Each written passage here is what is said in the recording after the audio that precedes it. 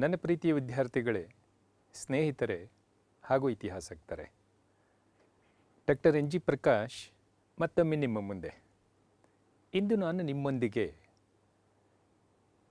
ಜಗತ್ತಿನ ಇತಿಹಾಸ ಹಾಗೂ ಯುರೋಪಿಯನ್ ಇತಿಹಾಸದ ಬಹಳ ಮುಖ್ಯವಾದ ಘಟನೆಯಾಗಿರುವ ಪ್ರಪಂಚದ ಮೊದಲನೆಯ ಮಹಾಯುದ್ಧವನ್ನು ಕುರಿತು ಮಾತನಾಡುತ್ತಿದ್ದೇನೆ. ಪ್ರೀತಿಯ ವಿದ್ಯಾರ್ಥಿಗಳೇ, ಈ ವಿಷಯವು IAS, KAS ಮುಂತಾದಂತಹ ಎಲ್ಲ ಸ್ಪರ್ಧಾತ್ಮಕ ಪರೀಕ್ಷೆಗಳಿಗೆ ಹಾಗೂ ರಾಜ್ಯದ ಎಲ್ಲ ವಿಶ್ವವಿದ್ಯಾನಿಲಯಗಳ ಪದವಿ ವಿದ್ಯಾರ್ಥಿಗಳಿಗೆ ಅತ್ಯಂತ ಮುಖ್ಯವಾದಂತಹ ವಿಷಯವಾಗಿರುತ್ತದೆ. ಬನ್ನಿ, ಕೇಳಿಸಿಕೊಳ್ಳಿ, ಅರ್ಥ ಮಾಡಿಕೊಳ್ಳಿ, ಪರೀಕ್ಷೆಯಲ್ಲಿ ಸುಂದರವಾಗಿ ಬರೆದು ಹೆಚ್ಚು ಅಂಕಗಳನ್ನು ಗಳಿಸಿ ನಿಮ್ಮ ಭವಿಷ್ಯವನ್ನು ಉತ್ತಮವಾಗಿಸಿಕೊಳ್ಳಿ ಎಂದು ಮತ್ತೊಮ್ಮೆ ನಿಮ್ಮೆಲ್ಲರನ್ನೂ ಈ ಪುಟ್ಟದಾದಂಥ ಚರ್ಚೆಗೆ ಆಹ್ವಾನಿಸುತ್ತಾ ನನ್ನ ಮಾತುಗಳನ್ನು ಆರಂಭ ಮಾಡುತ್ತಿದ್ದೇನೆ. ಪ್ರಪಂಚದ ಮೊದಲನೆಯ ಮಹಾಯುದ್ಧವನ್ನು ಕುರಿತು. ಪ್ರಿಯ ವಿದ್ಯಾರ್ಥಿಗಳೇ, 20ನೇ ಶತಮಾನದಲ್ಲಿ ಜರುಗಿದ ಮುಖ್ಯವಾದ ಘಟನೆಗಳಲ್ಲಿ ಮೊದಲನೆಯ ಮಹಾಯುದ್ಧವೂ ಒಂದಾಗಿದೆ. ಇದು ವಿಶ್ವವ್ಯಾಪಿಯಾದುದಾಗಿದ್ದು, ಈ ಮಹಾಯುದ್ಧದಲ್ಲಿ ಭಾಗವಹಿಸಿದ್ದ ರಾಷ್ಟ್ರಗಳ ಸಂಖ್ಯೆ ಮತ್ತು ಸೈನಿಕರ ಸಂಖ್ಯೆಯು ಅಪಾರವಾದುದಾಗಿದೆ.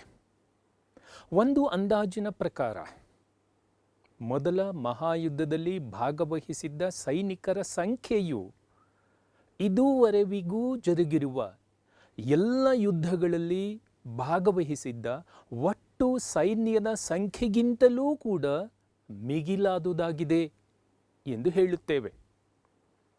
4 ವರ್ಷಗಳ ಕಾಲ ಜರುಗಿದ ಮೊದಲನೇ ಮಹಾಯುದ್ಧದ ದುಷ್ಪರಿಣಾಮಗಳು ಅಪಾರ ಮತ್ತು ಅಪರಿಮಿತವಾಗಿದ್ದವು. ಮುಖ್ಯವಾಗಿ ಹಲವಾರು ವರ್ಷಗಳಿಂದ ಯುರೋಪಿನ ರಾಷ್ಟ್ರಗಳ ಮಧ್ಯದಲ್ಲಿ ಏರ್ಪಟ್ಟಿದ್ದ ದ್ವೇಷ, ವೈಷಮ್ಯ, ಅಸೂಯೆ, ಅಪನಂಬಿಕೆ, ಅಶಾಂತಿ ಮತ್ತು ಅಸಮಾಧಾನಗಳ ಫಲವಾಗಿ ಮೊದಲನೆಯ ಮಹಾಯುದ್ಧವು ಆಸ್ಫೋಟಗೊಂಡಿತ್ತು. ಈ ಮಹಾಯುದ್ಧವು 1914ರಿಂದ 1918ರವರೆಗೆ ಯುರೋಪಿನಲ್ಲಿ ಜರುಗಿದ್ದಂತಹ ಮೈತ್ರಿಕೂಟ ಮತ್ತು ಪ್ರತಿಕೂಟದ ರಾಷ್ಟ್ರಗಳ ಮಧ್ಯದಲ್ಲಿ ಜರುಗಿತ್ತು. ಈ ಇಷ್ಟು ವಿಚಾರಗಳು ಪೀಠಿಕೆಯಾಗಿದೆ. ಮಕ್ಕಳೇ, ಈಗ ನೋಡೋಣ ಬನ್ನಿ ಮೊದಲ ಜಾಗತಿಕ ಯುದ್ಧದ ಕಾರಣಗಳನ್ನು ಕುರಿತು. ಮೊದಲನೇ ಮಹಾಯುದ್ಧದ ಅತ್ಯಂತ ಮುಖ್ಯವಾದಂತಹ ಮೊದಲನೆಯ ಕಾರಣವೇನೆಂದರೆ ತೀವ್ರಗಾಮಿ ರಾಷ್ಟ್ರೀಯತೆ. ಅಂದರೆ 19ನೇ ಶತಮಾನದಲ್ಲಿ ಯುರೋಪಿನ ರಾಷ್ಟ್ರಗಳಲ್ಲಿ ತಲೆ ಎತ್ತಿದ ತೀವ್ರಗಾಮಿ ರಾಷ್ಟ್ರೀಯತೆಯು ಮೊದಲ ಮಹಾಯುದ್ಧಕ್ಕೆ ಅತ್ಯಂತ ಮುಖ್ಯವಾದಂತಹ ಕಾರಣವಾಗಿತ್ತು. 19ನೇ ಶತಮಾನವು ಯುರೋಪಿನಲ್ಲಿ ರಾಷ್ಟ್ರೀಯತೆಯ ಶತಮಾನವಾಗಿತ್ತು. ಈ ಸಮಯದಲ್ಲಿ ಪುರಾತನ ಪರಂಪರೆಯ ಮೇಲೆ ರೂಪಿತವಾಗಿದ್ದ ಹಳೆಯ ಸಾಮ್ರಾಜ್ಯಗಳು ಪತನ ಹೊಂದಿ ಹೊಸ ರಾಷ್ಟ್ರೀಯ ರಾಜ್ಯಗಳು ಉದಯವಾದವು. ಈ ರಾಜ್ಯಗಳಲ್ಲಿ ತೀವ್ರವಾದ ರಾಷ್ಟ್ರಪ್ರೇಮ ಮತ್ತು ದೇಶಭಕ್ತಿ ಮೂಡಿತು. ಈ ತೀವ್ರವಾದ ರಾಷ್ಟ್ರಪ್ರೇಮ ಮತ್ತು ದೇಶಭಕ್ತಿಯು ಯುರೋಪಿನ ಶಾಂತಿಯನ್ನು ಕಲಕಿಬಿಟ್ಟಿತ್ತು. ಈ ನಿಟ್ಟಿನಲ್ಲಿ ಯುರೋಪಿನ ಪ್ರತಿಯೊಂದು ದೇಶ ಮತ್ತು ಜನಾಂಗಗಳು ತಮ್ಮ ಶ್ರೇಷ್ಠತೆ ಮತ್ತು ಪ್ರತಿಷ್ಠೆಗಳನ್ನು ಹೆಚ್ಚಿಸಿಕೊಳ್ಳಲು ಮುಂದಾದವು. ಇದರ ಪರಿಣಾಮವಾಗಿ ಯುರೋಪಿನ ರಾಷ್ಟ್ರಗಳ ಮಧ್ಯದಲ್ಲಿ ಇದ್ದಂತಹ ಸ್ನೇಹ ಸಂಬಂಧಗಳು ಹಾಳಾಗಿ ದ್ವೇಷ, ವೈಷಮ್ಯ, ಅಸೂಯೆ, ಅಪನಂಬಿಕೆ, ಅತೃಪ್ತಿ, ಅಸಮಾಧಾನಗಳು ಮೂಡಿ ಪೈಪೋಟಿಯು ಏರ್ಪಟ್ಟಿತು. ಈ ಪೈಪೋಟಿಯಲ್ಲಿ ಪ್ರಬಲ ರಾಷ್ಟ್ರಗಳು ದುರ್ಬಲ ರಾಷ್ಟ್ರಗಳನ್ನು ಕಬಳಿಸುವಂತಹ ಪರಿಸ್ಥಿತಿ ಉಂಟಾಯಿತು. ಈ ಪರಿಸ್ಥಿತಿಯ ಹಿನ್ನೆಲೆಯಲ್ಲಿಯೇ ಮೊದಲನೆಯ ಮಹಾಯುದ್ಧವು ಆರಂಭವಾಯಿತು. ಒಟ್ಟಾರೆ ರಾಷ್ಟ್ರೀಯತೆ ಎನ್ನುವ ಮಹಾ ಬಿರುಗಾಳಿಯಿಂದ ಅಂತರರಾಷ್ಟ್ರೀಯತೆಯು ಕೊಚ್ಚಿಕೊಂಡು ಹೋಯಿತು. ಹೀಗೆ ಯುರೋಪಿನ ರಾಷ್ಟ್ರಗಳಲ್ಲಿ ಉಂಟಾದ ಈ ಪೈಪೋಟಿ ಮತ್ತು ಪ್ರತಿಸ್ಪರ್ಧೆಗಳು ಅಂತಿಮವಾಗಿ ಮೊದಲ ಮಹಾಯುದ್ಧವನ್ನು ಆಹ್ವಾನಿಸಿದವು. ಮೊದಲ ಮಹಾಯುದ್ಧಕ್ಕೆ ಎರಡನೆಯ ಮುಖ್ಯವಾದಂತಹ ಕಾರಣವೇನೆಂದರೆ ಬಗೆಹರಿಯದೇ ಇದ್ದಂತಹ ಗಡಿ ಸಮಸ್ಯೆಗಳು. ಯುರೋಪಿನ ರಾಷ್ಟ್ರಗಳಲ್ಲಿ ಬಹಳ ಹಿಂದಿನಿಂದಲೂ ಕೂಡ ಉಳಿದುಕೊಂಡು ಬಂದಿದ್ದ ಇತ್ಯರ್ಥವಾಗದ ಗಡಿ ಸಮಸ್ಯೆಗಳು ಮೊದಲ ಮಹಾಯುದ್ಧಕ್ಕೆ ಕಾರಣವಾದವು. ಉದಾಹರಣೆಗೆ ಇಟಲಿ ಮತ್ತು ಆಸ್ಟ್ರಿಯಾಗಳ ನಡುವೆ ಇದ್ದಂತಹ ಟ್ರೆಂಟಿನೋ ಮತ್ತು ಟ್ರಯಸ್ಟಿಗಳ ಸಮಸ್ಯೆ, ಹಾಗೆ ಜರ್ಮನಿ ಮತ್ತು ಫ್ರಾನ್ಸ್ಗಳ ಮಧ್ಯದಲ್ಲಿ ಇದ್ದಂತಹ ಆಲ್ಸೇಸ್ ಮತ್ತು ಲೊರೈನ್ ಸಮಸ್ಯೆ, ಜೊತೆಗೆ ಬಾಲ್ಕನ್ ಪ್ರದೇಶದಲ್ಲಿ ಗ್ರೀಸ್, ಸರ್ಬಿಯಾ, ಬಲ್ಗೇರಿಯಾ, ರುಮೇನಿಯಾ ಮುಂತಾದ ರಾಜ್ಯಗಳ ತೀವ್ರವಾದಂತಹ ವಿಸ್ತರಣೆಗಳು ಇಡೀ ಯುರೋಪಿನ ರಾಜಕೀಯ ವಾತಾವರಣವನ್ನು ಕಲಕಿಬಿಟ್ಟವು. ಇಂತಹ ಗಡಿ ಸಮಸ್ಯೆಗಳಿಗೆ ಯುದ್ಧ ಒಂದೇ ಪರಿಹಾರ ಎಂದು ಭಾವಿಸಿದಂತಹ ಯುರೋಪಿನ ರಾಷ್ಟ್ರಗಳು ಮೊದಲ ಮಹಾಯುದ್ಧವನ್ನು ಕೈಬೀಸಿ ಕರೆದವು. ಹಾಗೆ ಮೊದಲನೇ ಮಹಾಯುದ್ಧಕ್ಕೆ ಮೂರನೆಯ ಕಾರಣವೇನೆಂದರೆ ವಸಾಹತು ಸ್ಪರ್ಧೆ. ಯುರೋಪಿನಲ್ಲಾದ ಕೈಗಾರಿಕಾ ಕ್ರಾಂತಿಯು ಆರ್ಥಿಕ ಸಾಮ್ರಾಜ್ಯಶಾಹಿಯನ್ನು ಬೆಳೆಸಿತ್ತು. ಈ ನಿಟ್ಟಿನಲ್ಲಿ ಯುರೋಪಿನ ರಾಜ್ಯಗಳು ತಮ್ಮಲ್ಲಿ ಬೆಳೆಯುತ್ತಿದ್ದ ಕೈಗಾರಿಕೆಗಳಿಗೆ ಕಚ್ಚಾ ಸಾಮಗ್ರಿಗಳನ್ನು ಪಡೆದುಕೊಳ್ಳುವ ಸಲುವಾಗಿ ಮತ್ತು ತಾವು ಉತ್ಪಾದಿಸಿದ ವಸ್ತುಗಳಿಗೆ ಮಾರುಕಟ್ಟೆಗಳನ್ನು ಪಡೆದುಕೊಳ್ಳುವ ಸಲುವಾಗಿ ವಿಶ್ವದಾದ್ಯಂತ ವಸಾಹತುಗಳಿಗಾಗಿ ಹುಡುಕಾಟವನ್ನು ಆರಂಭ ಮಾಡಿದ್ವು. ಇದರಿಂದ ಇಂತಹ ಹುಡುಕಾಟದಿಂದ ತೀವ್ರವಾದಂತಹ ಸ್ಪರ್ಧೆ ಮತ್ತು ಪೈಪೋಟಿಗಳು ಆರಂಭವಾದವು. ಹೀಗಾಗಿ ಅಂತರರಾಷ್ಟ್ರೀಯ ಸಂಬಂಧಗಳು ಹದಗೆಟ್ಟು ಯುದ್ಧಕ್ಕೆ ಕಾರಣವಾಯಿತು. ಉದಾಹರಣೆಗೆ ಭಾರತದ ಏಕಸ್ವಾಮ್ಯಕ್ಕಾಗಿ ಇಂಗ್ಲೆಂಡ್ ಮತ್ತು ಫ್ರಾನ್ಸ್ಗಳು ನಡೆಸಿದಂತಹ ಯುದ್ಧಗಳು, ಸಪ್ತವಾರ್ಷಿಕ ಯುದ್ಧಗಳು ಇತ್ಯಾದಿಗಳನ್ನು ಉದಾಹರಣೆಯಾಗಿ ಕೊಡಬಹುದು. ಹಾಗೆ ಮೊದಲನೇ ಮಹಾಯುದ್ಧಕ್ಕೆ ನಾಲ್ಕನೆಯ ಮುಖ್ಯವಾದಂತಹ ಕಾರಣವೇನೆಂದರೆ ಯುರೋಪಿನಲ್ಲಿ ತಲೆ ಎತ್ತಿದ್ದಂತಹ ಮೈತ್ರಿಕೂಟಗಳು ಮತ್ತು ಪ್ರತಿಕೂಟಗಳ ಪ್ರಭಾವ. ಅಂದರೆ ಕ್ರಿಸ್ತಶಕ 1871ರಲ್ಲಿ ಜರ್ಮನಿಯ ಏಕೀಕರಣಕ್ಕಾಗಿ ಜರುಗಿದ ಫ್ರಾಂಕೋ ಪ್ರಷ್ಯಾ ಯುದ್ಧ ನಂತರ ಜರ್ಮನಿಯನ್ನು ಉಳಿಸುವ ಮತ್ತು ಬೆಳೆಸುವ ಸಲುವಾಗಿ ಬಿಸ್ಮಾರ್ಕನು ಇಂತಹ ಕೂಟಗಳ ರಚನೆಗೆ ಕೈ ಹಾಕಿದನು. ಈ ನಿಟ್ಟಿನಲ್ಲಿ ಬಿಸ್ಮಾರ್ಕನ ನೇತೃತ್ವದಲ್ಲಿ ಜರ್ಮನಿ, ಆಸ್ಟ್ರಿಯಾ ಮತ್ತು ರಷ್ಯಾಗಳನ್ನು ಒಳಗೊಂಡಂತೆ ಮೂವರು ಚಕ್ರವರ್ತಿಗಳ ಕೂಟ ಅಥವಾ ಡ್ರೈ ಕೈಸರ್ ಬಂಡ್, ಜರ್ಮನಿ ಮತ್ತು ಆಸ್ಟ್ರಿಯಾಗಳನ್ನು ಒಳಗೊಂಡಂತಹ ದ್ವಿಕೂಟ, ನಂತರ ತ್ರಿಕೂಟ ಮುಂತಾದಂತಹ ಮೈತ್ರಿಕೂಟಗಳನ್ನು ರಚನೆ ಮಾಡಿಕೊಂಡು ತಮ್ಮ ಶಕ್ತಿಯನ್ನು ಹೆಚ್ಚಿಸಿಕೊಂಡವು. ಇದರಿಂದ ಎಚ್ಚೆತ್ತುಕೊಂಡ ಜರ್ಮನಿಯ ಶತ್ರುಗಳಾಗಿದ್ದ ಫ್ರಾನ್ಸ್, ಬ್ರಿಟನ್ ಮತ್ತು ರಷ್ಯಾಗಳು ತಮ್ಮ ಹಿತರಕ್ಷಣೆಗಾಗಿ ಮತ್ತು ತಮ್ಮ ಶತ್ರುಗಳ ಸಂಹಾರಕ್ಕಾಗಿ ತಮ್ಮದೇ ಆದಂತಹ ಪ್ರತಿಕೂಟಗಳನ್ನು ರಚನೆ ಮಾಡಿಕೊಂಡವು. ಹೀಗಾಗಿ ಯುರೋಪು ಟ್ರಿಪಲ್ ಅಲಿಯನ್ಸ್ ಮತ್ತು ಟ್ರಿಪಲ್ ಎಂಟಿಟಿ ಎನ್ನುವ ಎರಡು ಶಕ್ತಿ ಬಣಗಳಾಗಿ ಒಡೆದು ಹೋಯಿತು.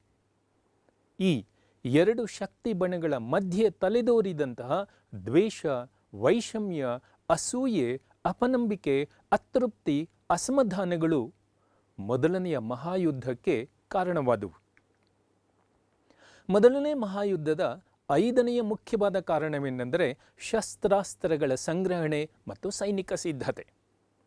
ಯುರೋಪು ಟ್ರಿಪಲ್ ಅಲಿಯನ್ಸ್ ಮತ್ತು ಟ್ರಿಪಲ್ ಎಂಟಿಟಿ ಎಂಬ ಎರಡು ಶಕ್ತಿ ಬಣಗಳಾಗಿ ಒಡೆದು ಹೋದ ನಂತರ ಪ್ರತಿಯೊಂದು ರಾಜ್ಯವೂ ಕೂಡ ತನ್ನ ಅಸ್ತಿತ್ವಕ್ಕಾಗಿ ಅಧಿಕ ಪ್ರಮಾಣದ ಶಸ್ತ್ರಾಸ್ತ್ರಗಳ ಉತ್ಪಾದನೆ ಮತ್ತು ಸಂಗ್ರಹಣೆ ಮಾಡುವಲ್ಲಿ ಆಸಕ್ತಿಯನ್ನು ತೋರಿಸಿದವು.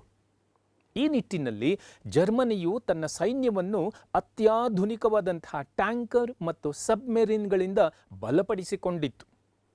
ಇಂಗ್ಲೆಂಡ್ ತನ್ನ ನೌಕಾಬಲವನ್ನು ಇನ್ನಷ್ಟು ವೃದ್ಧಿಸಿತು. ಫ್ರಾನ್ಸ್ ಕಡ್ಡಾಯ ಮಿಲಿಟರಿ ಶಿಕ್ಷಣವನ್ನು ಜಾರಿಗೆ ತಂದು ಸೈನ್ಯವನ್ನು ಬಲಿಷ್ಠವಾಗಿಸಿತು. ಹಾಗೆ ರಷ್ಯಾ ತನ್ನ ಸೈನ್ಯದ ಮೇಲೆ ಮಾಡುತ್ತಿದ್ದಂತಹ ವಾರ್ಷಿಕ ವೆಚ್ಚವನ್ನು ದ್ವಿಗುಣಗೊಳಿಸಿಕೊಂಡಿತ್ತು. ಹೀಗೆ ಯುದ್ಧಕ್ಕೆ ಸಿದ್ಧತೆಯನ್ನು ಮಾಡಿಕೊಂಡಂತಹ ಈ ಯುರೋಪಿನ ರಾಷ್ಟ್ರಗಳು ತಮ್ಮ ಸೈನ್ಯಗಳ ಬಲಾಬಲಗಳನ್ನು ಪ್ರದರ್ಶಿಸುವ ಸಲುವಾಗಿ ಮತ್ತು ತಮ್ಮ ಹೊಸ ಅಸ್ತ್ರಗಳ ಪ್ರಾವೀಣ್ಯತೆಯನ್ನು ಶತ್ರುಗಳ ನೆಲದಲ್ಲಿ ಪರೀಕ್ಷಿಸಲು ಆತುರವನ್ನು ವ್ಯಕ್ತಪಡಿಸಿದವು.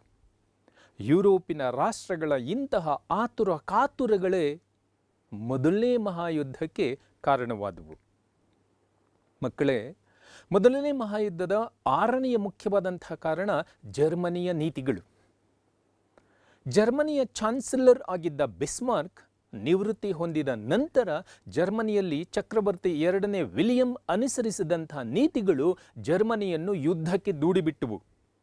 ಅಂದರೆ ವಿಲಿಯಂನ ವಿಶ್ವ ಸಾಮ್ರಾಜ್ಯದ ವಿಸ್ತಾರ ಇಲ್ಲವೇ ವಿನಾಶ ಎಂಬ ಮಹತ್ವಾಕಾಂಕ್ಷೆಯ ಮಾತುಗಳು ಜರ್ಮನ್ನರನ್ನು ಪ್ರಚೋದಿಸಿದವು. ವಿಲಿಯಂ ಅಂತಾರಾಷ್ಟ್ರೀಯ ಶಾಂತಿ, ಸೌಹಾರ್ದತೆ, ಸಹಕಾರಗಳನ್ನು ಧಿಕ್ಕರಿಸಿ ಜರ್ಮನಿಯ ವಿಸ್ತರಣೆಗೆ, ಜರ್ಮನ್ನರ ಗೌರವ ಮತ್ತು ಪ್ರತಿಷ್ಠೆಗಳನ್ನು ಹೆಚ್ಚಿಸುವುದಕ್ಕೆ ಪ್ರಯತ್ನವನ್ನು ಮಾಡಿದನು. ಜರ್ಮನಿಯ ಇಂತಹ ನೀತಿಗಳ ಪರಿಣಾಮವಾಗಿ ಅಂತಾರಾಷ್ಟ್ರೀಯ ವ್ಯವಹಾರದಲ್ಲಿ ಬಿಕ್ಕಟ್ಟು ತಲೆದೋರಿ ಮೊದಲನೇ ಮಹಾಯುದ್ಧವನ್ನು ಕೈಬೀಸಿ ಕರೆಯಿತು. ಹಾಗೆ ಮೊದಲನೇ ಮಹಾಯುದ್ಧದ 7ನೇ ಮುಖ್ಯವಾದ ಕಾರಣ ಬಾಲ್ಕನ್ ಸಮಸ್ಯೆ. ಯುರೋಪಿನ ರೋಗಿ, ಯುರೋಪಿನ ಕುಂಟ, ಯುರೋಪಿನ ಅಳುವ ಮನುಷ್ಯ ಎಂದು ಕರೆಯಿಸಿಕೊಂಡಿದ್ದ ಟರ್ಕಿ ಸುಲ್ತಾನನ ಅಸಮರ್ಥ ಆಡಳಿತ ಮತ್ತು ದಬ್ಬಾಳಿಕೆಯೇ ಈ ಬಾಲ್ಕನ್ ರಾಜ್ಯಗಳ ಅಸಂತೋಷಕ್ಕೆ ಕಾರಣವಾಗಿತ್ತು. ಈ ಮಧ್ಯೆ ರಷ್ಯಾ ಬಾಲ್ಕನ್ನಲ್ಲಿ ಆಸಕ್ತಿಯನ್ನು ವಹಿಸಿ ಬೋಸ್ನಿಯಾದ ಬಿಕ್ಕಟ್ಟಿನಲ್ಲಿ ಸರ್ಬಿಯಾಕ್ಕೆ ಬೆಂಬಲವನ್ನು ನೀಡಿ ಬಾಲ್ಕನ್ನಲ್ಲಿ ತನ್ನ ಪ್ರಭಾವವನ್ನು ಉಳಿಸಿಕೊಂಡಿತ್ತು. ಹಾಗೆಯೇ ಜರ್ಮನಿ ಮತ್ತು ಆಸ್ಟ್ರಿಯಾಗಳು ಬರ್ಲಿನ್ನಿಂದ ಬಾಗ್ದಾದ್ವರೆಗೆ ನೇರವಾದಂತಹ ರೈಲು ಮಾರ್ಗವನ್ನು ಹಾಕಿಕೊಂಡು ಬಾಲ್ಕನ್ ಪ್ರದೇಶದಲ್ಲಿ ತಮ್ಮ ವಿಸ್ತರಣೆಯನ್ನು ಮುಂದುವರಿಸಿದವು. ಹಾಗೆ ಬಾಲ್ಕನ್ನಲ್ಲಿ ರಷ್ಯಾದ ಪ್ರಭಾವವನ್ನು ಕುಗ್ಗಿಸುವಂತಹ ಪ್ರಯತ್ನವನ್ನು ಈ ಆಸ್ಟ್ರಿಯಾ ಮತ್ತು ಜರ್ಮನಿಗಳು ಮಾಡಿದ್ವು. ಈ ನೀತಿಯನ್ನು ಇಂಗ್ಲೆಂಡ್ ಮತ್ತು ಫ್ರಾನ್ಸ್ಗಳು ವಿರೋಧಿಸಿ ಬಾಲ್ಕನ್ ಪ್ರದೇಶವನ್ನು ತಮ್ಮ ವಶಕ್ಕೆ ತೆಗೆದುಕೊಳ್ಳಲು ಇಂಗ್ಲೆಂಡ್ ಮತ್ತು ಫ್ರಾನ್ಸ್ಗಳು ಬಯಸಿದವು. ಸೊ ಈ ಎಲ್ಲ ವಿಚಾರಗಳ ಹಿನ್ನೆಲೆಯಲ್ಲಿ ಈ ಬಾಲ್ಕನ್ ಸಮಸ್ಯೆಯು ಮೊದಲನೇ ಮಹಾಯುದ್ಧದಲ್ಲಿ ಪರಿಹಾರವನ್ನು ಕಂಡುಕೊಳ್ಳುವಂತಹ ಪ್ರಯತ್ನವನ್ನು ಮಾಡಿತ್ತು. ಮೊದಲನೇ ಮಹಾಯುದ್ಧದ 8ನೆಯ ಮುಖ್ಯವಾದಂತಹ ಕಾರಣ ಅಂತಾರಾಷ್ಟ್ರೀಯ ಸಂಸ್ಥೆಗಳ ಅಭಾವ.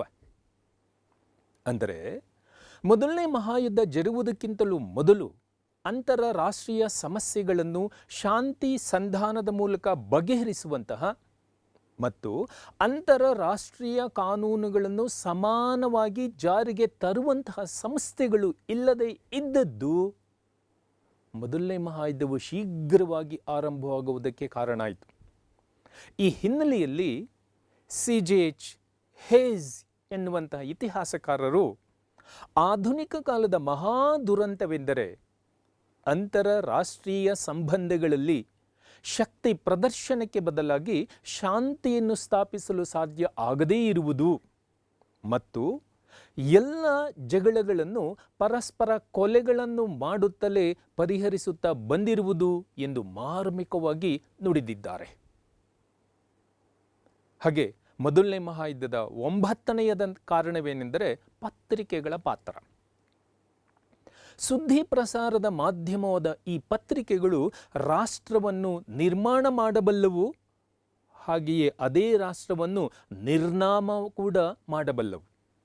ಯುರೋಪಿನ ರಾಷ್ಟ್ರಗಳಲ್ಲಿ ಮೂಡಿದ್ದ ರಾಷ್ಟ್ರೀಯತೆಯನ್ನು ಉದ್ದೀಪನಗೊಳಿಸುವಲ್ಲಿ ಮತ್ತು ಪರಸ್ಪರ ಕಲಹ ಕಚ್ಚಾಟಗಳನ್ನು ಮೂಡಿಸುವಲ್ಲಿ ಅಂದಿನ ಕಾಲದ ಪತ್ರಿಕೆಗಳು ತಾಮುಂದು ಎಂದು ಸ್ಪರ್ಧೆಯನ್ನೇ ಆರಂಭಿಸಿದ್ದವು.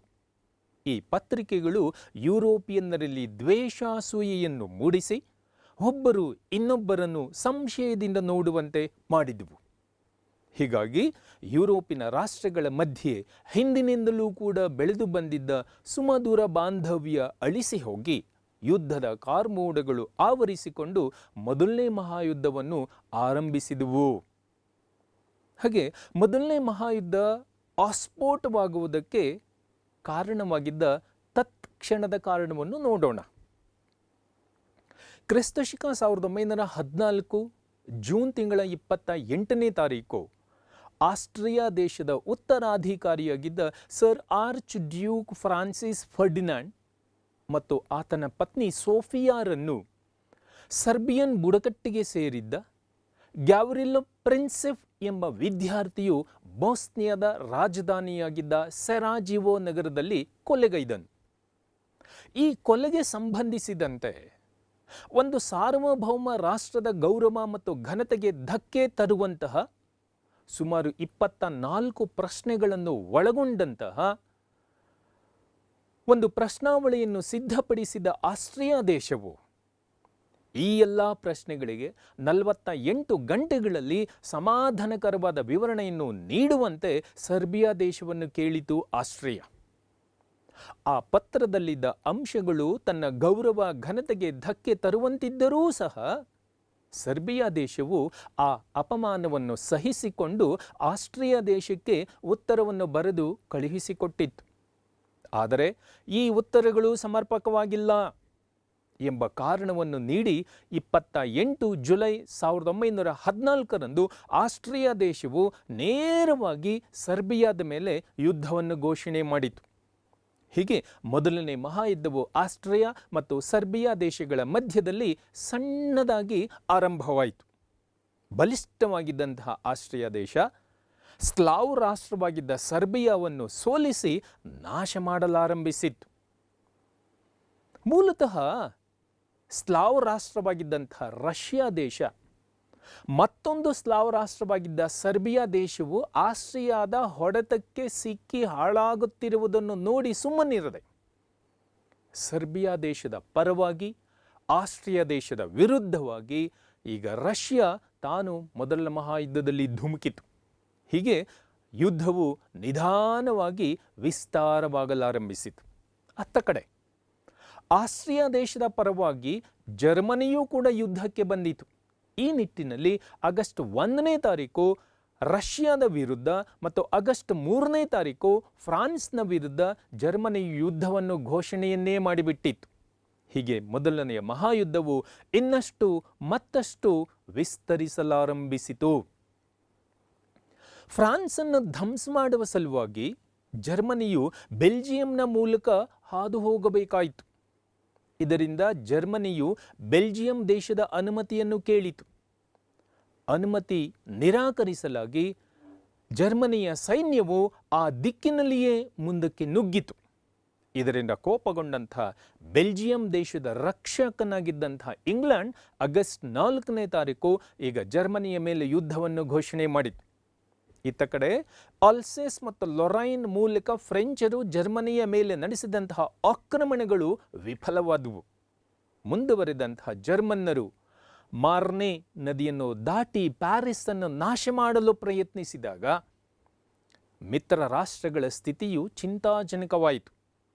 ಮುನ್ನುಗ್ಗಿ ಬರುತ್ತಿದ್ದ ಜರ್ಮನಿಯ ಪಡೆಗಳ ಮಧ್ಯದಲ್ಲಿ ದೊಡ್ಡದಾದಂತಹ ಅಂತರ ಇರುವುದನ್ನು ಗಮನಿಸಿದ ಇಂಗ್ಲಿಷ್ ಸೇನಾಧಿಕಾರಿ ಪೋಚ್ ತಮ್ಮ ಸೈನ್ಯದ ಸಹಾಯದಿಂದ ಮುನ್ನುಗ್ಗಿ ಜರ್ಮನ್ನರನ್ನು ಹಿಮ್ಮೆಟ್ಟಿಸಿ ವಿಜಯವನ್ನು ಪಡೆದುಕೊಂಡ ಬ್ರಿಟಿಷ್ ಸೇನಾಧಿಕಾರಿ. ಈ ಮಾರ್ನೆ ಯುದ್ಧವು ಇತಿಹಾಸದಲ್ಲಿಯೇ ಅತ್ಯಂತ ಮುಖ್ಯವಾದಂಥ ಯುದ್ಧ ಎಂದು ಹೆಸರುವಾಸಿಯಾಗಿದೆ. ಏಕೆಂದರೆ ಈ ಮಾರ್ನೆ ಯುದ್ಧ ಪ್ಯಾರಿಸನ್ನು ರಕ್ಷಣೆ ಮಾಡಿ ಮಿತ್ರ ರಾಷ್ಟ್ರಗಳು ಒಟ್ಟಾಗಿ ಸೇರಿ ಜರ್ಮನಿಯನ್ನು ಸೋಲಿಸಲು ಅವಕಾಶವನ್ನು ನೀಡಿತ್ತು. ಮುಂದೆ 1915ನೇ ಇಸ್ವಿಯಲ್ಲಿ ಮೊದಲನೇ ಮಹಾಯುದ್ಧದಲ್ಲಿ ಒಂದು ಸಣ್ಣದಾದಂತಹ ಬದಲಾವಣೆಯಾಯಿತು. ಈಗ ಇಟಲಿಯು ಜರ್ಮನಿಯ ಪಕ್ಷವನ್ನು ತೊರೆದು ಫ್ರಾನ್ಸ್ ಮತ್ತು ಇಂಗ್ಲೆಂಡನ್ನು ಸೇರಿಕೊಂಡು ಯುದ್ಧವನ್ನು ಮುಂದುವರಿಸಿತು. ಹಾಗೆ ಟರ್ಕಿಯು ಜರ್ಮನಿಯ ಪರವಾಗಿ ಯುದ್ಧಕ್ಕೆ ಸೇರಿಕೊಂಡಿತ್ತು. ಮುಂದೆ 1916ರಲ್ಲಿ ಜರುಗಿದ ವೇಡನ್ ಮತ್ತು ಸೊಮ್ಮೆ ಯುದ್ಧಗಳಲ್ಲಿ ಫ್ರಾನ್ಸ್ ಮತ್ತು ಇಂಗ್ಲೆಂಡ್ಗಳು ಜಯಗಳಿಸಿದವು. ಜೆಟ್ಲ್ಯಾಂಡ್ ಯುದ್ಧದಲ್ಲಿ ಜರ್ಮನಿಯ ಯುದ್ಧ ನೌಕೆಗಳನ್ನು ಧ್ವಂಸ ಮಾಡಿ ಜರ್ಮನಿಯ ವಾಣಿಜ್ಯವನ್ನು ಹಾಳು ಮಾಡಿ ಜರ್ಮನಿಯನ್ನು ದಿಗ್ಬಂಧಕ್ಕೆ ಒಳಪಡಿಸಿ ಇಂಗ್ಲೆಂಡ್ ವಿಜಯ ಪತಾಕೆಯನ್ನೇ ಹಾರಿಸಿತು. ಬಾಲ್ಕನ್ ಪ್ರದೇಶದಲ್ಲಿ ಆಸ್ಟ್ರಿಯಾ ದೇಶವು ಇಟಲಿ ಮತ್ತು ರುಮೇನಿಯಾಗಳ ವಿರುದ್ಧ ನಿರ್ಣಾಯಕವಾದಂತಹ ವಿಜಯವನ್ನು ಸಾಧಿಸಿತ್ತು. ಜರ್ಮನಿಯ ಯು-ಬೋಟ್ ಹಡಗುಗಳು ಮಿತ್ರ ರಾಷ್ಟ್ರಗಳಿಗೆ ಸಾಕಷ್ಟು ಹಾನಿಯನ್ನು ಉಂಟು ಮಾಡಿದ್ದವು. ಈ ಮಧ್ಯೆ ಅಮೆರಿಕದ ಲುಸಿತಾನಿಯಾ ಎಂಬ ಪ್ರಯಾಣಿಕರ ಹಡಗನ್ನು ಸಾಗರದಲ್ಲಿ ಮುಳುಗಿಸಿ ಸಾವಿರಾರು ಜನರ ಸಾವಿಗೆ ಈ ಜರ್ಮನಿ ದೇಶವು ಕಾರಣವಾಯಿತು.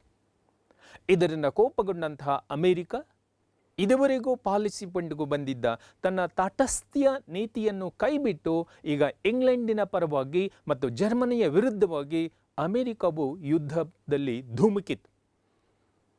ಇದೇ ಸಮಯದಲ್ಲಿ ಎಲ್ಲ ಯುದ್ಧಗಳಲ್ಲಿಯೂ ರಷ್ಯಾವು ಸೋತು ಹೋಗಿದ್ದರಿಂದ ಅವಮಾನಿತರಾದಂಥ ರಷ್ಯನ್ನರು ಯುದ್ಧ ಭೂಮಿಯಿಂದ ಹಿಂತಿರುಗಿ ಸ್ವದೇಶಕ್ಕೆ ಹೋಗಿ ರಷ್ಯಾ ದೇಶದಲ್ಲಿ ಕ್ರಾಂತಿಯನ್ನು ಆರಂಭ ಮಾಡಿದರು. ಹೀಗಾಗಿ ಅಮೆರಿಕದ ಯುದ್ಧದ ಪ್ರವೇಶ ಮತ್ತು ರಷ್ಯಾದ ಯುದ್ಧದಿಂದ ನಿರ್ಗಮನ ಈ ವಿಚಾರದಲ್ಲಿ ಮೊದಲನೇ ಮಹಾಯುದ್ಧದಲ್ಲಿ ಒಂದು ದೊಡ್ಡದಾದಂಥ ಬದಲಾವಣೆಯೇ ಆಗಿ ಹೋಯಿತು. ಅಮೆರಿಕ ಯುದ್ಧಕ್ಕೆ ಪ್ರವೇಶ ಮಾಡಿದ್ದರಿಂದ ಇದುವರೆಗೂ ವಿಜಯದ ಹಾದಿಯಲ್ಲಿ ಸಾಗುತ್ತಿದ್ದ ಜರ್ಮನಿ ಮತ್ತು ಅದರ ಮಿತ್ರ ರಾಷ್ಟ್ರಗಳು ಈಗ ಸೋಲಿನ ಹಾದಿಯನ್ನು ಹಿಡಿದರು.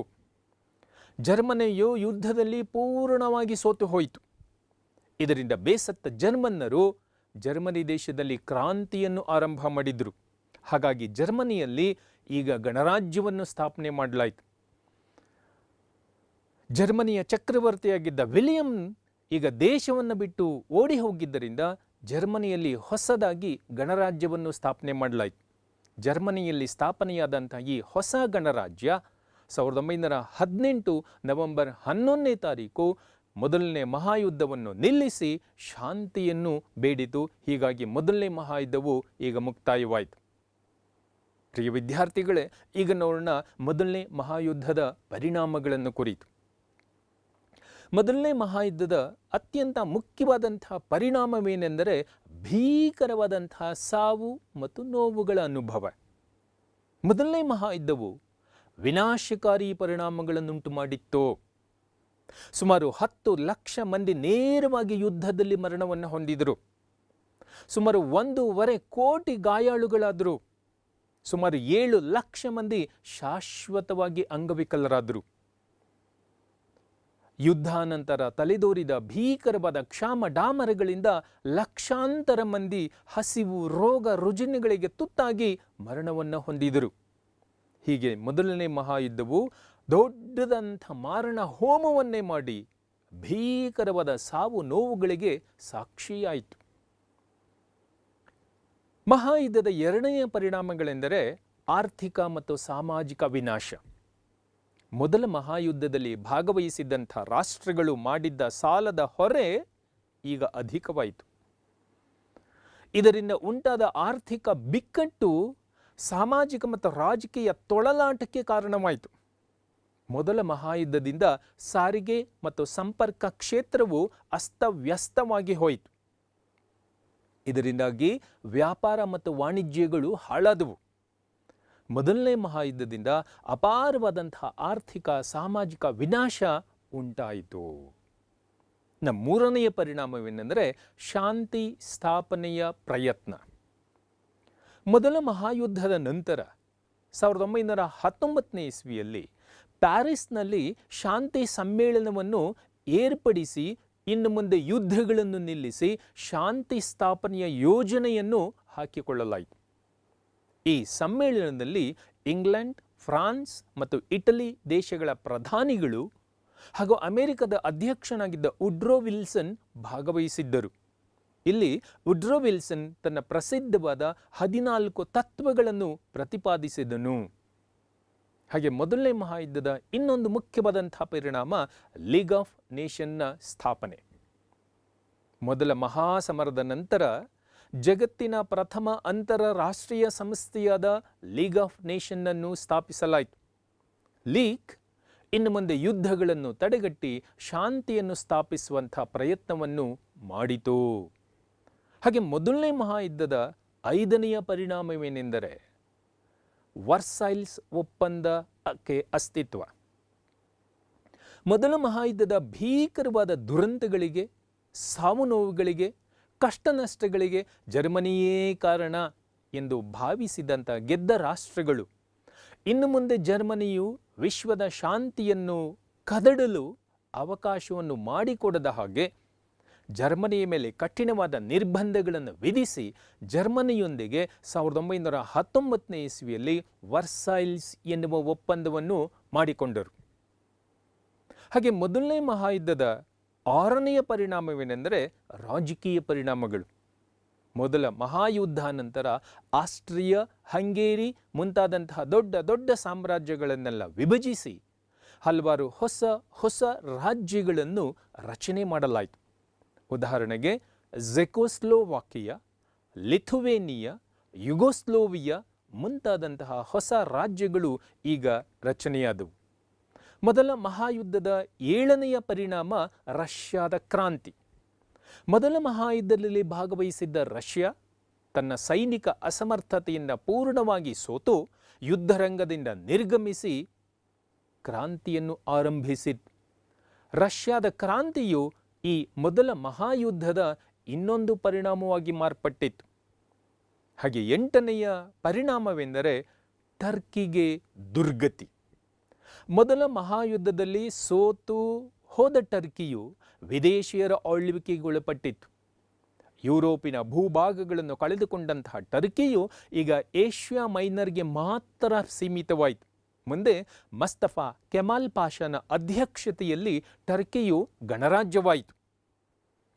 ಹಾಗೆ ಮೊದಲನೇ ಮಹಾಯುದ್ಧದ ಇನ್ನೊಂದು ಪರಿಣಾಮ ಆಸ್ಟ್ರಿಯಾ ಮತ್ತು ಐರ್ಲೆಂಡ್ಗಳಲ್ಲಿ ಹೊಸ ರಾಜಕೀಯ ವ್ಯವಸ್ಥೆ. ಮೊದಲ ಮಹಾಯುದ್ಧ ನಂತರ ಆಸ್ಟ್ರಿಯಾದಲ್ಲಿ ಹ್ಯಾಬ್ಸ್ಬರ್ಗ್ ಮನೆತನದ ಚಕ್ರವರ್ತಿಗಳು ಪದಚ್ಯುತಗೊಂಡು ಪ್ರಜಾಪ್ರಭುತ್ವ ಸ್ಥಾಪನೆಯಾಯಿತು. ಹಾಗೆಯೇ ಯುದ್ಧಾನಂತರ ಐರ್ಲೆಂಡ್ಗೆ ಡೊಮಿನಿಯನ್ ಅಥವಾ ಸ್ವಾಯತ್ತ ಪ್ರಾಂತ್ಯದ ದರ್ಜೆಯ ಸ್ಥಾನಮಾನವನ್ನು ನೀಡಲಾಯಿತು. ಮೊದಲನೇ ಮಹಾಯುದ್ಧದ 10ನೆಯ ಪರಿಣಾಮವೇನೆಂದರೆ ಅಮೆರಿಕದ ಮಹಾ ಆರ್ಥಿಕ ಮುಗ್ಗಟ್ಟು. ಮೊದಲ ಮಹಾಯುದ್ಧ ನಂತರ ಅಮೆರಿಕದಲ್ಲಿ ತಲೆದೋರಿದ ಮಹಾ ಆರ್ಥಿಕ ಮುಗ್ಗಟ್ಟು ಜಗತ್ತಿನ ಆರ್ಥಿಕ ವ್ಯವಸ್ಥೆಯನ್ನೇ ಅಲುಗಾಡಿಸಿತ್ತು. ಇದು ಮತ್ತಷ್ಟು ಭೀಕರವಾದಂಥ ಪರಿಣಾಮಗಳಿಗೆ ಕಾರಣವಾಯಿತು. ಹೀಗೆ ಮೊದಲ ಮಹಾಯುದ್ಧವು ವಿಶ್ವವ್ಯಾಪಿಯಾದುದಾಗಿದ್ದು ಇಂತಹ ಭೀಕರವಾದಂಥ ದುಷ್ಪರಿಣಾಮಗಳಿಗೆ ಕಾರಣವಾಯಿತು. ಪ್ರಿಯ ವಿದ್ಯಾರ್ಥಿಗಳೇ, ಇಷ್ಟೆಲ್ಲವನ್ನು ಬಹಳ ಸರಳವಾಗಿ ಹಾಗೂ ಸಂಕ್ಷಿಪ್ತವಾಗಿ ಮೊದಲ ಮಹಾಯುದ್ಧ, ಅದರ ಕಾರಣಗಳು, ಘಟನೆಗಳು ಮತ್ತು ಪರಿಣಾಮಗಳು ಎನ್ನುವ ವಿಚಾರವನ್ನು ನಿಮ್ಮ ಮುಂದೆ ಇಟ್ಟಿದ್ದೇನೆ. ಇಲ್ಲೇನಾದರೂ ಗೊಂದಲಗಳಿದ್ದಲ್ಲಿ ಅಥವಾ ಹೆಚ್ಚಿನ ಮಾಹಿತಿ ಬೇಕಾಗಿದ್ದಲ್ಲಿ ದಯಮಾಡಿ ಇಲ್ಲಿ ನಾನು ನೀಡಿರುವಂತಹ ಮೊಬೈಲ್ ನಂಬರ್ಗಾಗಲಿ ಅಥವಾ ಈ ಇಮೇಲ್ ವಿಳಾಸಕ್ಕಾಗಲಿ ಒಂದು ಪ್ರಶ್ನೆಯನ್ನು ಹಾಕಿದರೆ ಅದಕ್ಕೆ ಉತ್ತರವನ್ನು ಕೊಡುವಂತಹ ಪ್ರಯತ್ನವನ್ನು ಮಾಡ್ತೇನೆ. ಎಲ್ಲರಿಗೂ ಕೂಡ ಒಳ್ಳೆಯದಾಗಲಿ. Thank you one and all. ನನ್ನ ಪ್ರೀತಿ ವಿದ್ಯಾರ್ಥಿಗಳೇ, ಡಾಕ್ಟರ್ ಎನ್ ಜಿ ಪ್ರಕಾಶ್ ಮತ್ತೊಮ್ಮೆ ನಿಮ್ಮ ಮುಂದೆ. ನಾನು ಇಂದು ನಿಮ್ಮೊಂದಿಗೆ ಮೊದಲನೇ ಮಹಾಯುದ್ಧದ ಒಂದು ಭಾಗವಾಗಿರುವ ಪ್ಯಾರಿಸ್ ಶಾಂತಿ ಸಮ್ಮೇಳನವನ್ನು ಕುರಿತು ಮಾತನಾಡುತ್ತಿದ್ದೇನೆ. ಇದು ನಿಮ್ಮ ಎಲ್ಲ ಸ್ಪರ್ಧಾತ್ಮಕ ಪರೀಕ್ಷೆಗಳು ಹಾಗೂ ರಾಜ್ಯದ ಎಲ್ಲ ವಿಶ್ವವಿದ್ಯಾನಿಲಯಗಳ ಪದವಿ ಪರೀಕ್ಷೆಗಳಿಗೆ ಅತ್ಯಂತ ಮುಖ್ಯವಾದಂಥ ಪ್ರಶ್ನೆಯಾಗಿರುತ್ತದೆ. ಬನ್ನಿ, ಕೇಳಿಸಿಕೊಳ್ಳಿ, ಅರ್ಥ ಮಾಡಿಕೊಳ್ಳಿ, ಪರೀಕ್ಷೆಯಲ್ಲಿ ಸುಂದರವಾಗಿ ಬರೆದು ಹೆಚ್ಚು ಅಂಕಗಳನ್ನು ಪಡೆದು ನಿಮ್ಮ ಭವಿಷ್ಯವನ್ನು ಉಜ್ವಲವಾಗಿಸಿಕೊಳ್ಳಿ ಎಂದು ನಿಮ್ಮನ್ನು ಮತ್ತೊಮ್ಮೆ ಸ್ವಾಗತಿಸಿ ಈಗ ನನ್ನ ಪುಟ್ಟದಾದಂಥ ಚರ್ಚೆಯನ್ನು ಆರಂಭ ಮಾಡ್ತಿದ್ದೇನೆ. ಪ್ಯಾರಿಸ್ ಶಾಂತಿ ಸಮ್ಮೇಳನವನ್ನು ಕುರಿತು. ಪ್ರಿಯ ವಿದ್ಯಾರ್ಥಿಗಳೇ, ಮೊದಲನೆಯ ಮಹಾಯುದ್ಧದಲ್ಲಿ ಜಯ ಗಳಿಸಿದಂಥ ರಾಷ್ಟ್ರಗಳು ಶಾಂತಿ ಕರಾರುಗಳನ್ನು ರಚನೆ ಮಾಡುವ ಸಲುವಾಗಿ ಫ್ರಾನ್ಸ್ ದೇಶದ ರಾಜಧಾನಿಯಾಗಿದ್ದ ಪ್ಯಾರಿಸ್ನಲ್ಲಿ 1919ನೇ ಇಸ್ವಿಯಲ್ಲಿ ಶಾಂತಿ ಸಮ್ಮೇಳನವನ್ನು ಏರ್ಪಡಿಸಿದವು. ಮೊದಲ ಮಹಾಯುದ್ಧಕ್ಕೆ ಮಂಗಳವನ್ನು ಹಾಡಿದಂತಹ ಈ ಪ್ಯಾರಿಸ್ ಶಾಂತಿ ಸಮ್ಮೇಳನವು ಅನೇಕ ಸಮಸ್ಯೆಗಳನ್ನು ಬಗೆಹರಿಸುವುದಕ್ಕೆ ಹೋಗಿ ಇನ್ನಷ್ಟು ಮತ್ತಷ್ಟು ಹೊಸ ಹೊಸ ಸಮಸ್ಯೆಗಳಿಗೆ ಜನ್ಮವನ್ನೇ ನೀಡಿಬಿಟ್ಟಿತ್ತು. ಈ ನಿಟ್ಟಿನಲ್ಲಿ ಮೊದಲನೇ ಮಹಾಯುದ್ಧವೇ ಒಂದು ಮಹಾ ದುರಂತವಾದರೆ ಆ ದುರಂತವನ್ನು ಸಮಾಪ್ತಿಗೊಳಿಸಿದಂತಹ ಈ ಪ್ಯಾರಿಸ್ ಶಾಂತಿ ಸಮ್ಮೇಳನದ ಕರಾರುಗಳು ಇನ್ನೂ ದೊಡ್ಡ ದುರಂತವಾಗಿ ಪರಿಣಮಿಸಿ ಜಗತ್ತಿನ ಇತಿಹಾಸ ಮತ್ತಷ್ಟು ರಂಜನೀಯವಾಗುವಂತೆ ಮಾಡಿದ್ದು ಈ ಪ್ಯಾರಿಸ್ ಶಾಂತಿ ಸಮ್ಮೇಳನ. ವಿದ್ಯಾರ್ಥಿಗಳೇ, ಈಗ ನೋಡೋಣ ಪ್ಯಾರಿಸ್ ಶಾಂತಿ ಸಮ್ಮೇಳನದಲ್ಲಿ ಭಾಗವಹಿಸಿದಂತಹ ಗಣ್ಯ ವ್ಯಕ್ತಿಗಳು ಯಾರು ಎಂದು. ಪ್ಯಾರಿಸ್ ಶಾಂತಿ ಸಮ್ಮೇಳನದಲ್ಲಿ ಭಾಗವಹಿಸಿದಂಥ ಮುಖ್ಯವಾದ ವ್ಯಕ್ತಿಗಳೆಂದರೆ ಅಮೆರಿಕದ ಅಧ್ಯಕ್ಷನೂ ಪ್ಯಾರಿಸ್ ಶಾಂತಿ ಸಮ್ಮೇಳನದ ಅಧ್ಯಕ್ಷನೂ ಆಗಿದ್ದಂತಹ ವುಡ್ರೋ ವಿಲ್ಸನ್, ಹಾಗೆ ಇಂಗ್ಲೆಂಡಿನ ಪ್ರಧಾನಿ ಲಾಯ್ಡ್ ಜಾರ್ಜ್, ಫ್ರಾನ್ಸ್ನ ಪ್ರಧಾನಿ ಕ್ಲೆಮೆಂಟ್ ಶೂ ಮತ್ತು ಇಟಲಿಯ ಪ್ರಧಾನಿ ಆರ್ಲ್ಯಾಂಡೋ ಹಾಗೂ ಜಪಾನ್, ಸರ್ಬಿಯಾ, ರುಮೇನಿಯಾ, ಪೋಲ್ಯಾಂಡ್ ಮುಂತಾದಂಥ ದೇಶಗಳ ಗಣ್ಯರುಗಳು ಈ ಪ್ಯಾರಿಸ್ ಶಾಂತಿ ಸಮ್ಮೇಳನದಲ್ಲಿ ಭಾಗವಹಿಸಿದರು. ಪ್ಯಾರಿಸ್ ಶಾಂತಿ ಸಮ್ಮೇಳನದ ಮುಖ್ಯವಾದ ಉದ್ದೇಶಗಳನ್ನು ನೋಡೋಣ. ಪ್ರಿಯ ವಿದ್ಯಾರ್ಥಿಗಳೇ, ವಿಶ್ವವನ್ನು ಮಾರಕಾಸ್ತ್ರಗಳಿಂದ ರಕ್ಷಿಸುವ ಸಲುವಾಗಿ ಯುದ್ಧಕ್ಕೆ ಇಳಿದೆವು. ಈಗ ಶಾಂತಿ ಸಂಧಾನವನ್ನು ಮಾಡಿಕೊಂಡು ಜಗತ್ತಿನ ಜನರನ್ನು ನೆಮ್ಮದಿಯಿಂದ ಬಾಳುವುದಕ್ಕೆ ಅವಕಾಶ ಮಾಡಿಕೊಡುವುದೇ ನಮ್ಮ ಉದ್ದೇಶ ಎಂದು ಪ್ಯಾರಿಸ್ ಶಾಂತಿ ಸಮ್ಮೇಳನದಲ್ಲಿ ಭಾಗವಹಿಸಿದಂಥ ರಾಷ್ಟ್ರಗಳು ಹೇಳಿಕೊಂಡರೂ ಕೂಡ ಪ್ಯಾರಿಸ್ ಶಾಂತಿ ಸಮ್ಮೇಳನದಲ್ಲಿ ಭಾಗವಹಿಸಿದಂಥ ರಾಷ್ಟ್ರಗಳು ತನ್ನದೇ ಆದಂತಹ ಸ್ವಹಿತಾಕಾಂಕ್ಷೆಯಿಂದ ಪ್ರೇರಿತವಾಗಿದ್ದವು. ಉದಾಹರಣೆಗೆ, ಫ್ರಾನ್ಸ್ ದೇಶವು 1870-71ರಲ್ಲಿ ಜರುಗಿದ್ದ ಫ್ರಾಂಕೋ ಪ್ರಷ್ಯಾ ಯುದ್ಧದ ಸೋಲಿನ ಸೇಡನ್ನು ತೀರಿಸಿಕೊಂಡು ಜರ್ಮನಿಯಿಂದ ಅಪಾರವಾದ ಮೊತ್ತದ ಯುದ್ಧ ಪರಿಹಾರವನ್ನು ಮತ್ತು ತಾನು ಕಳೆದುಕೊಂಡಿದ್ದಂತಹ ಅಲ್ಸೇಸ್ ಲೊರೈನ್ ಎನ್ನುವಂತಹ ಪ್ರದೇಶಗಳನ್ನು ಪಡೆದುಕೊಂಡು ಜರ್ಮನಿಯ ಮೇಲೆ ಕಠಿಣವಾದ ನಿರ್ಬಂಧಗಳನ್ನು ಹೇರಬೇಕು ಎನ್ನುವ ಉದ್ದೇಶವನ್ನು ಫ್ರಾನ್ಸ್ ದೇಶ ಹೊಂದಿತ್ತು. ಹಾಗೆ ಇಂಗ್ಲೆಂಡ್ ದೇಶವು ಜರ್ಮನಿಯ ವಾಣಿಜ್ಯ ಮತ್ತು ನೌಕಾಬಲವನ್ನು ನಿರ್ಮೂಲನೆ ಮಾಡಿ ತನ್ನ ವಾಣಿಜ್ಯ ಮತ್ತು ತನ್ನ ನೌಕಾಬಲವನ್ನು ವಿಸ್ತರಿಸುವಂತಹ, ಅದನ್ನು ಬಲಿಷ್ಠ ಎಂದು ಘೋಷಣೆ ಮಾಡುವಂಥ ಉದ್ದೇಶವನ್ನು ಇಂಗ್ಲೆಂಡ್ ಹೊಂದಿತ್ತು. ಹಾಗೆ ಇಟಲಿ ದೇಶವು ಬಾಲ್ಕನ್ ಪ್ರದೇಶದಲ್ಲಿ ತನ್ನ ಪ್ರಭಾವವನ್ನು ವಿಸ್ತರಣೆ ಮಾಡುವಂಥ ಉದ್ದೇಶವನ್ನು ಇಟಲಿ ಹೊಂದಿತ್ತು. ಹಾಗೆ ಜಪಾನ್ ದೇಶ ಆಗ್ನೇಯ ಏಷ್ಯಾ ಮತ್ತು ಚೀನಾದಲ್ಲಿ ತನ್ನ ಪ್ರಭಾವವನ್ನು ವಿಸ್ತರಿಸುವಂಥ ಉದ್ದೇಶವನ್ನು ಜಪಾನ್ ಹೊಂದಿತ್ತು. ಹಾಗೆಯೇ ಬಾಲ್ಕನ್ನಲ್ಲಿ ಸರ್ಬಿಯಾ, ರುಮೇನಿಯಾ, ಪೋಲ್ಯಾಂಡ್, ಜೆಕೋಸ್ಲೋವಾಕಿಯಾ ದೇಶಗಳು ಸ್ವತಂತ್ರವಾಗಲು ಹವಣಿಸಿದ್ದವು. ಹೀಗೆ ಪ್ಯಾರಿಸ್ ಶಾಂತಿ ಸಮ್ಮೇಳನದಲ್ಲಿ ಭಾಗವಹಿಸಿದಂತಹ ಪ್ರತಿಯೊಂದು ದೇಶವೂ ಕೂಡ ತನ್ನದೇ ಆದಂತಹ ಸ್ವಹಿತಾಕಾಂಕ್ಷೆಯಿಂದ ಪ್ರೇರಿತವಾಗಿತ್ತು. ಇದು ಬಹಳ ಮುಖ್ಯವಾದಂಥ ವಿಷಯ. ಈಗ ಮುಂದೆ ಹೋಗೋಣ. ಪ್ರಿಯ ವಿದ್ಯಾರ್ಥಿಗಳೇ, ಈ ಪ್ಯಾರಿಸ್ ಶಾಂತಿ ಸಮ್ಮೇಳನದ ಮುಖ್ಯವಾದಂತಹ ಗಟ್ಟಿ ವಿಚಾರ ಯಾವುದು ಎಂದರೆ ಅಲ್ಲಿ ಪ್ರತಿಪಾದಿಸಿದಂತಹ 14 ತತ್ವಗಳು. ಆ 14 ತತ್ವಗಳನ್ನು ಕುರಿತು ನೋಡೋಣ. ಪ್ಯಾರಿಸ್ ಶಾಂತಿ ಸಮ್ಮೇಳನದ ಅಧ್ಯಕ್ಷತೆಯನ್ನು ವಹಿಸಿಕೊಂಡಿದ್ದಂಥ ವುಡ್ರೋ ವಿಲ್ಸನ್ ತನ್ನ ಅಧ್ಯಕ್ಷೀಯ ಭಾಷಣದಲ್ಲಿ ಜಗತ್ತಿನ ಶಾಂತಿಯನ್ನು ಕಾಪಾಡುವ ಸಲುವಾಗಿ ತನ್ನ ಪ್ರಸಿದ್ಧವಾದ 14 ತತ್ವಗಳನ್ನು ಪ್ರತಿಪಾದಿಸಿದನು. ಈ 14 ತತ್ವಗಳು ಪ್ಯಾರಿಸ್ ಶಾಂತಿ ಸಮ್ಮೇಳನದ ಎಲ್ಲ ತೀರ್ಮಾನಗಳಿಗೆ ಆಧಾರ ಸ್ತಂಭವಾಗಿದ್ದವು. ಹಾಗಾದರೆ ಅಂತಹ ಆ 14 ತತ್ವಗಳು ಯಾವುದು ಅಂದರೆ, ನಂಬರ್ 1, ಎಲ್ಲ ಗುಪ್ತ ಒಪ್ಪಂದಗಳನ್ನು ಕೊನೆಗಾಣಿಸಿ ಇನ್ನು ಮುಂದೆ ಎಲ್ಲ ಒಪ್ಪಂದಗಳನ್ನು ಕೂಡ ಬಹಿರಂಗಗೊಳಿಸಿಕೊಳ್ಳಬೇಕು ಎನ್ನುವುದು. ಎರಡನೇದಾಗಿ, ಯುದ್ಧ ಮತ್ತು ಶಾಂತಿಯ ಕಾಲದಲ್ಲಿ ನೌಕಾಯಾನಕ್ಕೆ ಸಂಪೂರ್ಣವಾಗಿ ಸ್ವಾತಂತ್ರ್ಯವನ್ನು ನೀಡಬೇಕು ಎನ್ನುವುದು. ಮೂರನೆಯದು, ಎಲ್ಲ ಆರ್ಥಿಕ ಅಡೆತಡೆಗಳನ್ನು ಸಂಪೂರ್ಣವಾಗಿ ಕೊನೆಗಾಣಿಸಬೇಕು ಎನ್ನುವುದು. ನಾಲ್ಕನೆಯದಾಗಿ, ಎಲ್ಲ ರಾಷ್ಟ್ರಗಳೂ ಕೂಡ ಶಸ್ತ್ರಾಸ್ತ್ರಗಳ ತಯಾರಿಕೆಯನ್ನು ಮಿತಿಗೊಳಿಸಬೇಕು ಎನ್ನುವುದು. ಐದನೇದಾಗಿ, ವಸಾಹತುಶಾಹಿ ರಾಷ್ಟ್ರಗಳು ತಮ್ಮ ವಸಾಹತುಗಳ ಜನರ ಇಚ್ಛೆಗೆ ಅನುಗುಣವಾದ ಸಂಬಂಧವನ್ನು ಇರಿಸಿಕೊಳ್ಳಬೇಕು ಎಂಬುದು. ಆರನೇದಾಗಿ, ರಷ್ಯಾದ ಆಕ್ರಮಿತ ಪ್ರದೇಶಗಳನ್ನು ತೆರವುಗೊಳಿಸಿ ರಷ್ಯಾದ ಅಭಿವೃದ್ಧಿಗೆ ಅವಕಾಶವನ್ನು ನೀಡಬೇಕು ಎಂಬುದು. ಏಳನೇದಾಗಿ, ಬೆಲ್ಜಿಯಂ ಅನ್ನು ತೆರವು ಮಾಡಿ ಬೆಲ್ಜಿಯಂನ ಪ್ರಭುತ್ವಕ್ಕೆ ಆತಂಕ ಬರದ ಹಾಗೆ ಅಲ್ಲಿನ ಸರ್ಕಾರವನ್ನು ಪುನರ್ ರಚಿಸಬೇಕು ಎನ್ನುವುದು. 8ನೇದಾಗಿ ಆಲ್ಸೆಸ್ ಮತ್ತು ಲೊರೈನ್ಗಳನ್ನು ಪುನಃ ಫ್ರಾನ್ಸ್ ದೇಶಕ್ಕೆ ನೀಡಬೇಕು ಎಂಬುದು. 9ನೇದಾಗಿ ಇಟಲಿ ದೇಶದ ಗಡಿಗಳನ್ನು ಪುನರ್ ರಚಿಸಬೇಕು ಎಂಬುದು. 10ನೇದಾಗಿ ಆಸ್ಟ್ರಿಯಾ ಮತ್ತು ಹಂಗೇರಿಗಳ ಜನತೆಗೆ ಸ್ವರಾಜ್ಯಾಧಿಕಾರವನ್ನು ಕೊಡಬೇಕು ಎನ್ನುವುದು. 11ನೇದಾಗಿ ಸರ್ಬಿಯಾ ದೇಶಕ್ಕೆ ಸಮುದ್ರ ಮಾರ್ಗವನ್ನು ಕಲ್ಪಿಸಬೇಕು ಮತ್ತು ಬಾಲ್ಕನ್ ರಾಜ್ಯಗಳ ಮಧ್ಯದಲ್ಲಿ ಸುಮಧುರ ಬಾಂಧವ್ಯವನ್ನು ಏರ್ಪಡಿಸಬೇಕು ಎನ್ನುವುದು. 12ನೇದಾಗಿ ಅಟೋಮನ್ ಸಾಮ್ರಾಜ್ಯದ ಗಣಿಗಳನ್ನು ಪುನರ್ರಚನೆ ಮಾಡಿ ಕಪ್ಪು ಸಮುದ್ರಕ್ಕೆ ಸಂಪರ್ಕವನ್ನು ಕಲ್ಪಿಸುವ ಡಾರ್ಡಿನಲ್ಸ್ ಜಲಸಂಧಿಯನ್ನು ಮುಕ್ತದ್ವಾರ ಎಂದು ಘೋಷಣೆ ಮಾಡಿ ಇಲ್ಲಿ ಎಲ್ಲ ರಾಷ್ಟ್ರಗಳಿಗೂ ಸಹ ಮುಕ್ತವಾಗಿರಿಸಬೇಕು ಎನ್ನುವುದು.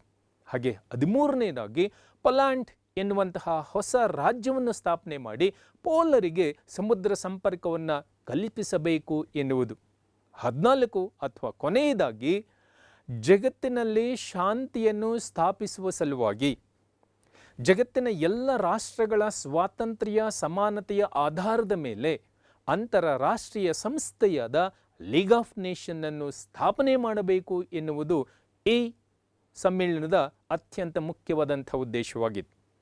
ಈ 14 ಅಂಶಗಳ ಆಧಾರದ ಮೇಲೆ ಪ್ಯಾರಿಸ್ ಸಮ್ಮೇಳನದ ಆನಂತರ ಸ್ವತಂತ್ರ ರಾಷ್ಟ್ರಗಳೊಂದಿಗೆ ಪ್ರತ್ಯೇಕವಾದಂಥ 5 ಒಪ್ಪಂದಗಳನ್ನು ಮಾಡಿಕೊಳ್ಳಲಾಯಿತು. ಆ ಪ್ರತ್ಯೇಕವಾದಂತಹ 5 ಒಪ್ಪಂದಗಳು ಯಾವುದು ಅಂತಂದರೆ, ಸೋತ ಜರ್ಮನಿಯೊಂದಿಗೆ ವರ್ಸೈಲ್ಸ್ ಎನ್ನುವ ಒಪ್ಪಂದ, ಆಸ್ಟ್ರಿಯಾದೊಂದಿಗೆ ಸೈಂಟ್ ಜರ್ಮನ್ ಎನ್ನುವಂಥ ಒಪ್ಪಂದ, ಹಂಗೇರಿಯಾದೊಂದಿಗೆ ಟೈಟಾನ್ ಎನ್ನುವ ಒಪ್ಪಂದ, ಬಲ್ಗೇರಿಯಾದೊಂದಿಗೆ ನಿಯುಲಿ ಒಪ್ಪಂದ ಮತ್ತು ಟರ್ಕಿಯೊಂದಿಗೆ ಸೆವರಸ್ ಅಥವಾ ಸಿಬಿಯರ್ಸ್ ಎನ್ನುವ ಒಪ್ಪಂದವನ್ನು ಮಾಡಿಕೊಳ್ಳಲಾಯಿತು. ಹೀಗೆ ಈ ಎಲ್ಲ ಒಪ್ಪಂದಗಳ ಮೂಲಕ ಪ್ಯಾರಿಸ್ ಶಾಂತಿ ಸಮ್ಮೇಳನವು ಮುಕ್ತಾಯವಾಯಿತು. ಪ್ರಿಯ ವಿದ್ಯಾರ್ಥಿಗಳೇ, ಈ ಪುಟ್ಟದಾದಂಥ ವಿಚಾರವನ್ನು ಕೆಲವೇ ನಿಮಿಷಗಳಲ್ಲಿ ತಿಳಿಸಿದ್ದೇನೆ.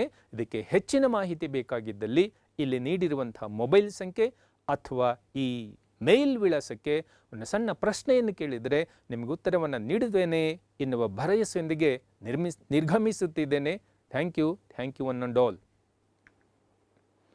ನನ್ನ ಪ್ರೀತಿ ವಿದ್ಯಾರ್ಥಿಗಳೇ, ಸ್ನೇಹಿತರೇ ಹಾಗೂ ಇತಿಹಾಸಕ್ತರೆ, ಪ್ರಕಾಶ್ ಮತ್ತೆ ನಿಮ್ಮ ಮುಂದೆ. ಇಂದು ನಾನು ನಿಮ್ಮೊಂದಿಗೆ ಮೊದಲನೇ ಮಹಾಯುದ್ಧದ ಒಂದು ಭಾಗವಾಗಿರುವ ವರ್ಸೈಲ್ಸ್ ಒಪ್ಪಂದನ ಕುರಿತು ಮಾತನಾಡುತ್ತಿದ್ದೇನೆ.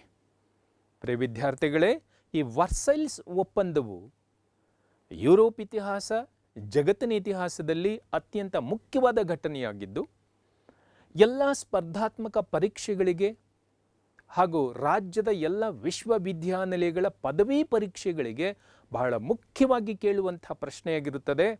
ಬನ್ನಿ, ಕೇಳಿಸಿಕೊಳ್ಳಿ, ಅರ್ಥ ಮಾಡಿಕೊಳ್ಳಿ, ಪರೀಕ್ಷೆಯಲ್ಲಿ ಸುಂದರವಾಗಿ ಬರೆದು ಹೆಚ್ಚು ಅಂಕಗಳನ್ನು ಪಡೆದುಕೊಳ್ಳಿ ಎನ್ನುವ ಹಾರೈಕೆಯೊಂದಿಗೆ ನನ್ನ ಸಣ್ಣ ಚರ್ಚೆಯನ್ನು ಆರಂಭ ಮಾಡ್ತಿದ್ದೇನೆ ವರ್ಸೈಲ್ಸ್ ಒಪ್ಪಂದವನ್ನು ಕುರಿತು. ನನ್ನ ಪ್ರೀತಿ ವಿದ್ಯಾರ್ಥಿಗಳೇ, ಮೊದಲನೇ ಮಹಾಯುದ್ಧವು ಮುಕ್ತಾಯವಾದ ನಂತರ ಪ್ಯಾರಿಸ್ ಶಾಂತಿ ಸಮ್ಮೇಳನದ ತೀರ್ಮಾನಗಳಿಗೆ ಅನುಗುಣವಾಗಿ ಸೋತು ಹೋದ ಜರ್ಮನಿಯೊಂದಿಗೆ ವರ್ಸೈಲ್ಸ್ ಎನ್ನುವ ಒಪ್ಪಂದವನ್ನು ಮಾಡಿಕೊಳ್ಳಲಾಯಿತು. ಈ ವರ್ಸೈಲ್ಸ್ ಒಪ್ಪಂದವು ಜರ್ಮನಿಯೇ ಮೊದಲ ಮಹಾಯುದ್ಧದಲ್ಲಿ ಎಲ್ಲ ಕಷ್ಟ ನಷ್ಟಗಳಿಗೂ ಕಾರಣ ಎಂದು ತೀರ್ಮಾನಿಸಿ, ಜರ್ಮನಿಯು ಮತ್ತೊಮ್ಮೆ ಜಗತ್ತಿನ ಶಾಂತಿಯನ್ನು ಕದಡಲು ಅವಕಾಶವನ್ನು ನೀಡದ ಹಾಗೆಯೇ ಜರ್ಮನಿಯ ಮೇಲೆ ಕಠಿಣವಾದ ನಿರ್ಬಂಧಗಳನ್ನು ಹೇರಿತು. ಈ ವರ್ಸೈಲ್ಸ್ ಒಪ್ಪಂದದ ಮೂಲಕ ಜರ್ಮನಿಯನ್ನು ಭೌಗೋಳಿಕವಾಗಿ, ಆರ್ಥಿಕವಾಗಿ ಹಾಗೂ ಸೈನಿಕವಾಗಿ ನಿರ್ಬಂಧಕ್ಕೆ ಒಳಪಡಿಸಿ ಮಿತಿಗೊಳಿಸಲಾಯಿತು.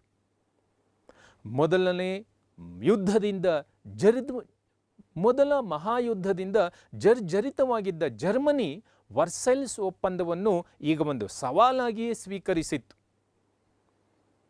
ಇದರಿಂದ ಜರ್ಮನಿಯ ಕೋಪ ತಾಪಗಳು ಸೇಡು ಮುಗಿಲು ಮುಟ್ಟಿದುವು. ಮುಂದೆ ಜರುಗಿದಂಥ ಎರಡನೇ ಮಹಾಯುದ್ಧದ ಬೀಜಗಳನ್ನು ಈ ವರ್ಸೈಲ್ಸ್ ಒಪ್ಪಂದದ ಮೂಲಕ ಈಗಲೇ ಬಿತ್ತಲಾಗಿತ್ತು. ಇದು ಈ ವರ್ಸೈಲ್ಸ್ ಒಪ್ಪಂದದ ಒಂದು ದುರದೃಷ್ಟಕರವಾದಂತಹ ಅಂಶವಾಗಿತ್ತು. ಸೋತ ಜರ್ಮನಿಯೊಂದಿಗೆ ವರ್ಸೈಲ್ಸ್ ಒಪ್ಪಂದವನ್ನು ಮಾಡಿಕೊಂಡಂತಹ ಗೆದ್ದ ರಾಷ್ಟ್ರಗಳು ಈಗ ಜರ್ಮನಿಯ ಮೇಲೆ ಹಲವಾರು ಭೌಗೋಳಿಕ ನಿರ್ಬಂಧಗಳನ್ನು ಹೇರಿದರು.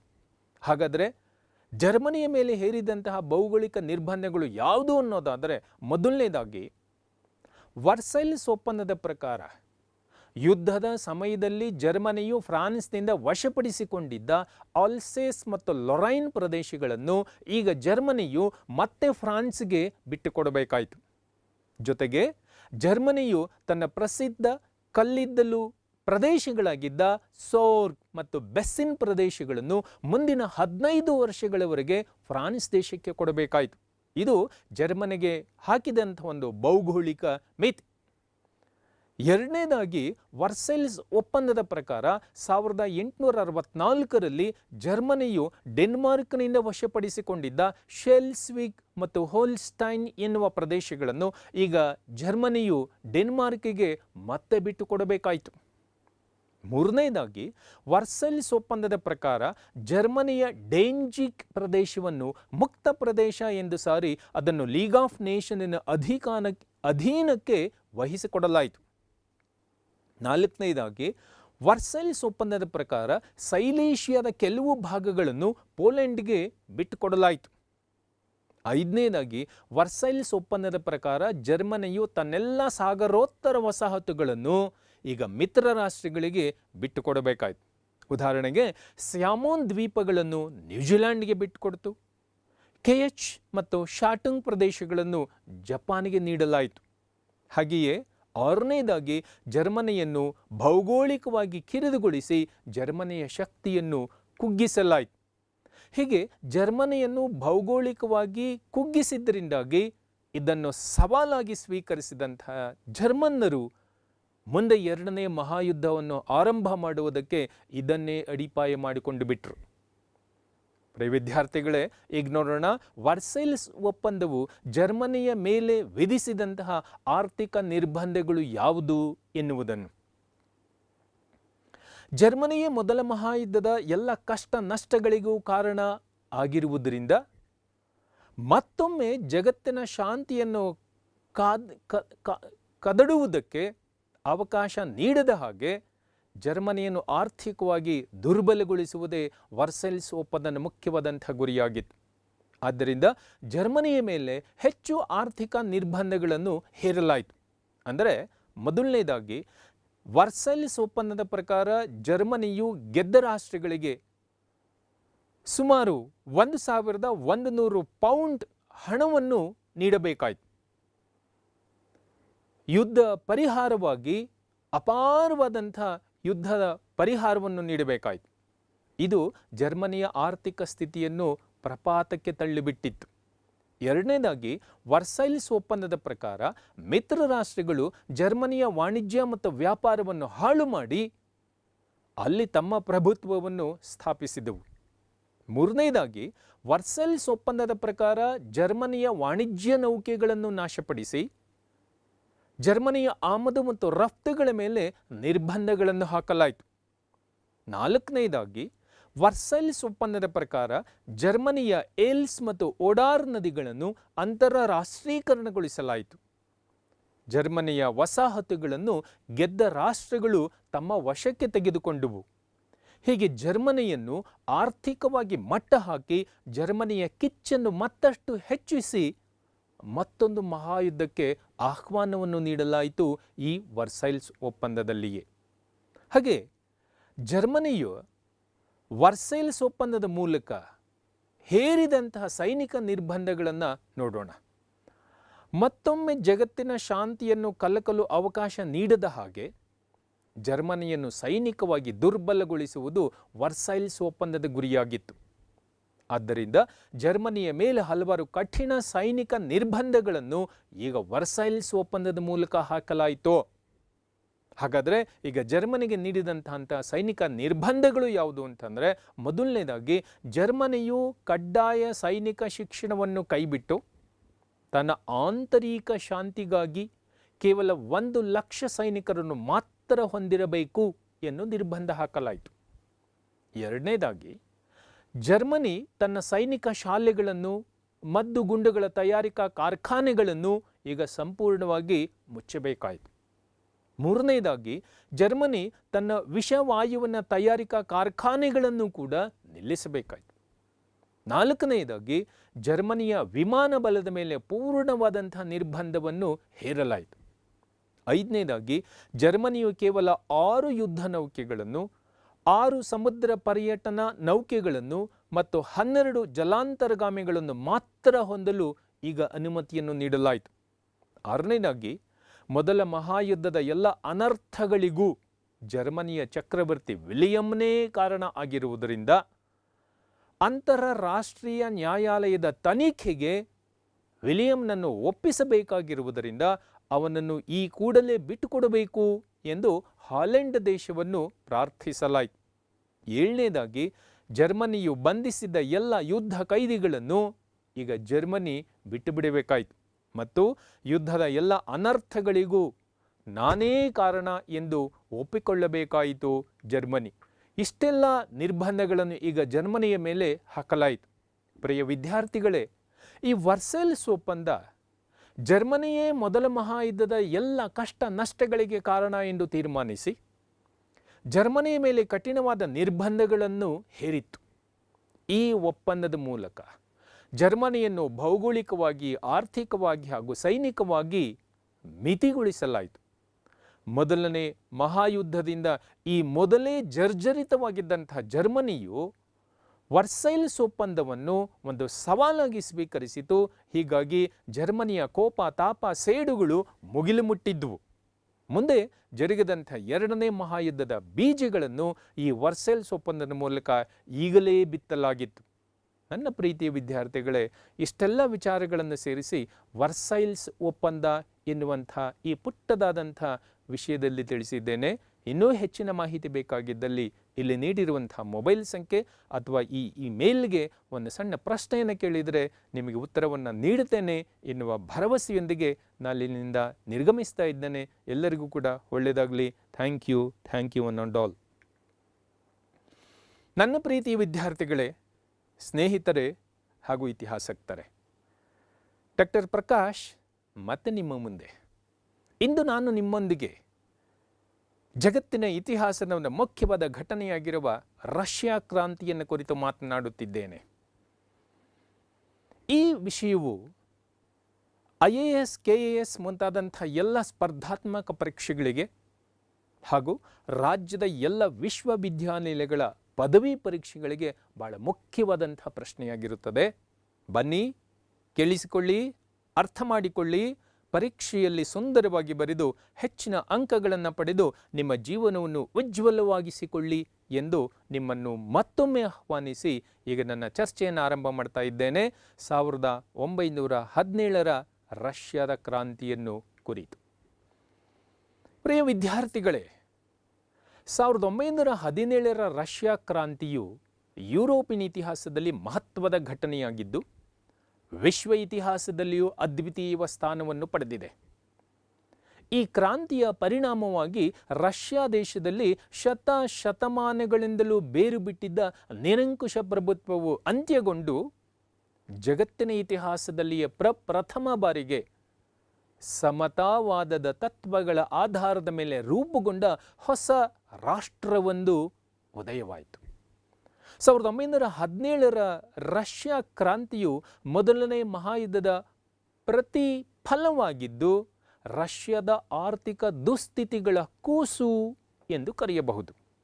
ಪ್ರಿಯ ವಿದ್ಯಾರ್ಥಿಗಳೇ, ಮೊದಲು 1917ರ ರಷ್ಯಾ ಕ್ರಾಂತಿಯ ಕಾರಣಗಳನ್ನು ಕುರಿತು ಸ್ವಲ್ಪ ವಿವರವನ್ನು ಪಡೆಯೋಣ. ರಷ್ಯಾ ಕ್ರಾಂತಿಗೆ ಮೊದಲನೆಯ ಮುಖ್ಯವಾದಂತಹ ಕಾರಣ ರಾಜಕೀಯ ಕಾರಣ. ರಷ್ಯಾವನ್ನು ದೀರ್ಘಕಾಲದಿಂದ ಆಳುತ್ತಿದ್ದಂತಹ ರೋಮ್ನಾಫ್ ವಂಶದ ಝಾರ್ ದೊರೆಗಳು ನಿರಂಕುಶರು, ದರ್ಪಿಷ್ಟರೂ ಆಗಿದ್ದು ಪ್ರಜೆಗಳ ಹಿತ ರಕ್ಷಣೆಗೆ ಗಮನ ಹರಿಸದೆಯೇ ಸ್ವೇಚ್ಛೆಯಾಗಿ ರಾಜ್ಯಾಡಳಿತವನ್ನು ನಡೆಸುತ್ತಾ ವಿಲಾಸಿ ಪ್ರಿಯರಾಗಿದ್ದರು. ಈ ಝಾರ್ ದೊರೆಗಳು ನಡೆಸುತ್ತಿದ್ದಂಥ ದಬ್ಬಾಳಿಕೆ ಮತ್ತು ವಿಧಿಸುತ್ತಿದ್ದಂಥ ತೆರಿಗೆಗಳಿಗೆ ಮಿತಿ ಎಂಬುದೇ ಇರಲಿಲ್ಲ. ತಮ್ಮ ಬೇಡಿಕೆಗಳನ್ನು ಈಡೇರಿಸುವಂತೆ ಜನಸಾಮಾನ್ಯರು ಚಳುವಳಿಯನ್ನು ನಡೆಸಿದರೆ ಅಂತಹ ಚಳುವಳಿಗಳನ್ನು ನಿರ್ದಯವಾಗಿ ಹತ್ತಿಕ್ಕುತ್ತಿದ್ದರು ದೊರೆಗಳಾಗಿದ್ದ ಝಾರ್ಗಳು. ರಷ್ಯಾದ ಪಾರ್ಲಿಮೆಂಟ್ ಆಗಿದ್ದ ಡ್ಯೂಮಾವನ್ನು ಸಮಾವೇಶಗೊಳಿಸಿಯೇ ಇರಲಿಲ್ಲ. ಈ ಡ್ಯೂಮಾ ಒಂದು ನಿಶ್ಶಕ್ತ ಸಂಸ್ಥೆಯಾಗಿತ್ತು. ಹಾಗೆ ರಷ್ಯಾವನ್ನಾಳಿದಂಥ ದೊರೆಗಳಲ್ಲಿ ಪೀಟರ್ ಮಹಾಶಯ, ಎರಡನೇ ಕ್ಯಾಥರಿನ್, ಒಂದನೇ ಅಲೆಕ್ಸಾಂಡರ್, ಎರಡನೇ ಅಲೆಕ್ಸಾಂಡರ್ ಮುಂತಾದಂಥ ದೊರೆಗಳು ಉದಾರವಾದಿಗಳಾಗಿದ್ದು ಜನತೆಯ ಕ್ಷೇಮಾಭ್ಯುದಯಕ್ಕೆ ಹಲವಾರು ಸುಧಾರಣೆಗಳನ್ನು ಕೈಗೊಂಡಿದ್ದರು. ಆದರೆ ಒಂದನೇ ನಿಕೋಲಾಸ್, ಮೂರನೇ ಅಲೆಕ್ಸಾಂಡರ್, ಎರಡನೇ ನಿಕೋಲಾಸ್ ಮುಂತಾದಂಥವರು ನಿರಂಕುಶಾಧಿಕಾರಿಗಳಾಗಿದ್ದು ಪ್ರಜೆಗಳ ಚಳುವಳಿಗಳನ್ನು ಕ್ರೂರವಾಗಿ ಹತ್ತಿಕ್ಕಿ ಪ್ರಜಾಪೀಡಕರಾಗಿದ್ದರು. ರಷ್ಯಾದ ದೊರೆಗಳು ಅಪಾರವಾದ ಸೈನ್ಯವನ್ನು ಹೊಂದಿದ್ದರೂ ಕೂಡ ಆ ಸೈನ್ಯವನ್ನು ಆಧುನೀಕರಣಗೊಳಿಸಿರಲಿಲ್ಲ. ಈ ನಿಟ್ಟಿನಲ್ಲಿ ರಷ್ಯಾ ಮುಖ್ಯವಾಗಿ 4 ಯುದ್ಧಗಳಲ್ಲಿ ಭಾಗವಹಿಸಿ ಹೀನಾಯವಾದ ಸೋಲನ್ನು ಅನುಭವಿಸಿ ಅಪಮಾನವನ್ನು ಎದುರಿಸಿತ್ತು. ಆ 4 ಯುದ್ಧಗಳೆಂದರೆ, ಮೊದಲನೇದಾಗಿ 1812ನೇ ಇಸ್ವಿಯಲ್ಲಿ ಜರುಗಿದಂತಹ ನೆಪೋಲಿಯನ್ನ ಮಾಸ್ಕೋ ದಂಡಯಾತ್ರೆ, ಎರಡನೇದಾಗಿ 1854ರಲ್ಲಿ ಜರುಗಿದಂತಹ ಕ್ರಿಮಿಯಾ ಯುದ್ಧ, ಮೂರನೇದಾಗಿ 1905ರಲ್ಲಿ ಜರುಗಿದಂತಹ ರೂಸೋ ಜಪಾನ್ ಯುದ್ಧ, ಹಾಗೂ ನಾಲ್ಕನೇದಾಗಿ ಮೊದಲನೇ ಮಹಾಯುದ್ಧ. ಮೊದಲ ಮಹಾಯುದ್ಧದಲ್ಲಿ ಭಾಗವಹಿಸಿದಂಥ ರಷ್ಯಾ ತನ್ನ ಸೈನಿಕ ಅಸಮರ್ಥತೆಯನ್ನು ತೋರ್ಪಡಿಸಿತ್ತು. ಕ್ರಾಂತಿಯ ಸಮಯದಲ್ಲಿ ರಷ್ಯಾವನ್ನಾಳುತ್ತಿದ್ದಂಥ ದೊರೆ ಎರಡನೆಯ ನಿಕೋಲಾಸ್ ಅಸಮರ್ಥನೂ ಅವಿವೇಕಿಯೂ ಆಗಿದ್ದನು. ಈತನ ಪತ್ನಿ ಝಾರಿನಾ ಅವಿವೇಕಿಯಾಗಿದ್ದಳು. ಅವನ ಆಸ್ಥಾನದಲ್ಲಿದ್ದವರೆಲ್ಲರೂ ಕೂಡ ನೀಚರು, ಠಕ್ಕರು ಮತ್ತು ಕುಡುಕರೂ ಆಗಿದ್ದರು. ರಾಣಿಯ ಕೃಪಾ ಕಟಾಕ್ಷಕ್ಕೆ ಪಾತ್ರನಾಗಿದ್ದಂತಹ ರಸ್ಪುಟಿನ್ ಎಂಬ ಕಳ್ಳ ಸನ್ಯಾಸಿಯು ರಾಜಕೀಯದಲ್ಲಿ ಪ್ರಭಾವಶಾಲಿ ವ್ಯಕ್ತಿಯಾಗಿದ್ದನು.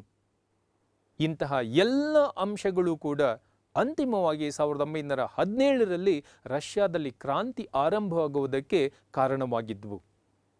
ಇನ್ನು ರಷ್ಯಾ ಕ್ರಾಂತಿಯ ಎರಡನೆಯ ಕಾರಣ ಸಾಮಾಜಿಕ ಕಾರಣ. ಪ್ರಿಯ ವಿದ್ಯಾರ್ಥಿಗಳೇ, ರಷ್ಯಾ ಸಮಾಜವು ಯುರೋಪಿನ ಮಧ್ಯಯುಗದಿಂದ ಇನ್ನೂ ಹೊರಬಂದಿರಲಿಲ್ಲ. ಊಳಿಗಮಾನ್ಯ ಪದ್ಧತಿ ರಷ್ಯಾ ದೇಶದಲ್ಲಿ ಇನ್ನೂ ಅಸ್ತಿತ್ವದಲ್ಲಿತ್ತು. ರಾಜರು, ಶ್ರೀಮಂತರು, ಪಾದ್ರಿಗಳು ಮತ್ತು ಗೇಣಿದಾರರು ಸಮಾಜದ ಮುಖ್ಯವಾದ ಅಂಗಗಳಾಗಿದ್ದರು. ಸಮಾಜದಲ್ಲಿ ಬಂಡವಾಳಗಾರರು ಮತ್ತು ಕಾರ್ಮಿಕರು ಎನ್ನುವ 2 ಪ್ರಬಲ ವರ್ಗಗಳು ಏಳಿಗೆ ಹೊಂದಿದ್ದು ಈ ಎರಡರ ಮಧ್ಯದಲ್ಲಿ ವರ್ಗ ಹೋರಾಟ ಆರಂಭವಾಗಿತ್ತು. ಬಂಡವಾಳಗಾರರಿಂದ ಶೋಷಣೆ ಹೆಚ್ಚಾದ ಹಾಗೆ ಕಾರ್ಮಿಕರ ಸಮಸ್ಯೆಗಳೂ ಹೆಚ್ಚಾದವು. ತಮ್ಮ ದುಸ್ಥಿತಿಯನ್ನು ಪರಿಹರಿಸಿಕೊಳ್ಳಲು ಕಾರ್ಮಿಕರು ಸಂಘಗಳನ್ನು ಕಟ್ಟಿಕೊಂಡು ಹೋರಾಟವನ್ನು ಆರಂಭ ಮಾಡಿದರು. ಕಾರ್ಮಿಕರ ಬೇಡಿಕೆಗಳನ್ನು ಒಂದು ಕಡೆ ಮಾಲೀಕರು, ಇನ್ನೊಂದು ಕಡೆ ದೊರೆಯು ನಿರ್ಲಕ್ಷ್ಯ ಮಾಡಿದ್ದರಿಂದಾಗಿ 1917ನೇ ಇಸ್ವಿಯಲ್ಲಿ ರಷ್ಯಾ ದೇಶದಲ್ಲಿ ಕ್ರಾಂತಿ ಆರಂಭವಾಯಿತು. ಇನ್ನು ರಷ್ಯಾ ಕ್ರಾಂತಿಯ ಮೂರನೆಯ ಕಾರಣವೇನೆಂದರೆ ಆರ್ಥಿಕ ಕಾರಣ. ರಷ್ಯಾ ಕ್ರಾಂತಿಗೆ ಆರ್ಥಿಕ ಕಾರಣಗಳೇ ಬಹಳ ಮುಖ್ಯವಾದಂಥ ಕಾರಣಗಳಾಗಿದ್ದವು. ಆರ್ಥಿಕವಾಗಿ ರಷ್ಯಾ ಯುರೋಪಿನ ಇತರೆ ರಾಜ್ಯಗಳಿಗಿಂತಲೂ ಹಿಂದುಳಿದಿತ್ತು. ರಷ್ಯಾದ ರೈತರು ಕಡುಬಡವರಾಗಿದ್ದರು. ರಷ್ಯಾ ಆರ್ಥಿಕವಾಗಿ ಉಳ್ಳವರು ಮತ್ತು ಇಲ್ಲದವರು ಎಂದು 2 ಭಾಗವಾಗಿತ್ತು. ರಷ್ಯಾದಲ್ಲಿ ಕೃಷಿ ಕಾರ್ಮಿಕರು ಮತ್ತು ಶ್ರಮಜೀವಿಗಳು ಬಹುಸಂಖ್ಯಾತರಾಗಿದ್ದು ಕಡುಬಡವರಾಗಿದ್ದರು. ತೆರಿಗೆ ಪದ್ಧತಿಯು ಅಸಮರ್ಪಕವೂ, ನ್ಯಾಯಬಾಹಿರವೂ, ಅಸಮಾನವೂ ಆಗಿತ್ತು. ಶ್ರೀಮಂತರ ಮೇಲೆ ಕಡಿಮೆ ತೆರಿಗೆಗಳು ಮತ್ತು ಬಡವರ ಮೇಲೆ ಹೆಚ್ಚಿನ ತೆರಿಗೆಗಳು ಕೂಡ ಇದ್ದುವು. ಈ ಕಾರಣಗಳಿಂದ ಆರ್ಥಿಕ ಅತೃಪ್ತಿ ತಲೆದೋರಿ 1917ನೇ ಇಸ್ವಿಯಲ್ಲಿ ರಷ್ಯಾ ದೇಶದಲ್ಲಿ ಕ್ರಾಂತಿ ಆರಂಭವಾಯಿತು. ಹಾಗೆ ರಷ್ಯಾ ಕ್ರಾಂತಿಗೆ 4ನೆಯ ಕಾರಣ ಬೌದ್ಧಿಕ ಕಾರಣ. ಪ್ರಿಯ ವಿದ್ಯಾರ್ಥಿಗಳೇ, ರಷ್ಯಾದ ಕ್ರಾಂತಿಗೆ ಬೌದ್ಧಿಕ ಕಾರಣಗಳೇ ಮುಖ್ಯವಾಗಿದ್ವು. 19ನೇ ಶತಮಾನದ ಯುರೋಪಿನ ಬೌದ್ಧಿಕ ಕ್ರಾಂತಿಯು ರಷ್ಯಾದ ಮೇಲೂ ಪ್ರಭಾವವನ್ನು ಬೀರಿತು. ಇದರಿಂದ ರಷ್ಯಾ ದೇಶದಲ್ಲಿ ಸ್ಲಾವೋಪಿಲ್ಸ್, ನಿಹಿಲಿಸ್ಟ್, ಪಾಪ್ಯುಲಿಸ್ಟ್ ಎನ್ನುವ ಬೌದ್ಧಿಕ ಪಂಥಗಳು ಉದಯವಾದವು. ರಷ್ಯಾ ದೇಶದಲ್ಲಿ ಕ್ರಾಂತಿಯನ್ನು ಉಂಟು ಮಾಡಿ ಬದಲಾವಣೆಯನ್ನು ತರುವುದು ಈ ವಿಚಾರ ಪಂಥಗಳ ಉದ್ದೇಶವಾಗಿತ್ತು. ಲಿಯೋ ಟಾಲ್ಸ್ಟಾಯ್, ಅಂಟು ದಿಸ್ ಲಾಸ್ಟ್, ಮ್ಯಾಕ್ಸಿಮ್ ಗಾರ್ಕಿಯವರ ಮದರ್, ಅನ್ನಾ ಕರೆನಿನಾ, ಟರ್ಜನೆವ್ ಮತ್ತು ಕಾರ್ಲ್ ಮಾರ್ಕ್ಸ್ ರವರ ದಾಸ್ ಕ್ಯಾಪಿಟಲ್, ಕಮ್ಯುನಿಸ್ಟ್ ಮ್ಯಾನಿಫೆಸ್ಟೋ ಮುಂತಾದಂತಹ ಕೃತಿಗಳಿಂದ ಸಾಮಾನ್ಯ ಜನರಲ್ಲಿ ಕ್ರಾಂತಿಯ ಮನೋಭಾವನೆಯು ಬೆಳೆದಿತ್ತು. ಇದನ್ನು ಗ್ರಹಿಸಿದ ರಷ್ಯಾದ ದೊರೆಗಳು ಸಮಾಜವಾದ ಮತ್ತು ಸಮತಾವಾದಗಳು ರಷ್ಯಾಕ್ಕೆ ಹರಡದ ಹಾಗೆ ತಡೆಯುವಂಥ ಪ್ರಯತ್ನವನ್ನು ಮಾಡಿದ್ರು. ಆದರೆ ತತ್ವಜ್ಞಾನಿಗಳ ಪ್ರಭಾವದಿಂದ ಕ್ರಾಂತಿಯು ಜರುಗಿತು. ಮುಂದೆ ರಷ್ಯಾದ ಕ್ರಾಂತಿಗೆ 5ನೆಯ ಮುಖ್ಯವಾದಂತಹ ಕಾರಣ ತತ್ಕ್ಷಣದ ಕಾರಣ. ವಿದ್ಯಾರ್ಥಿಗಳೇ, ರಷ್ಯಾ ದೇಶವು ಮೊದಲ ಜಾಗತಿಕ ಯುದ್ಧದಲ್ಲಿ ಭಾಗವಹಿಸಿ ಸೋತಿದ್ದದ್ದು 1917ರ ರಷ್ಯಾ ಕ್ರಾಂತಿಗೆ ತತ್ಕ್ಷಣದ ಕಾರಣವಾಯಿತು. ಈ ಯುದ್ಧದಲ್ಲಿ ರಷ್ಯಾ ಶಿಸ್ತು ಮತ್ತು ಶಸ್ತ್ರಾಸ್ತ್ರಗಳ ಅಭಾವದಿಂದ ಸೋಲನ್ನು ಅನುಭವಿಸಿತು. ಯುದ್ಧದ ವೆಚ್ಚ ಹೆಚ್ಚಾಯಿತು.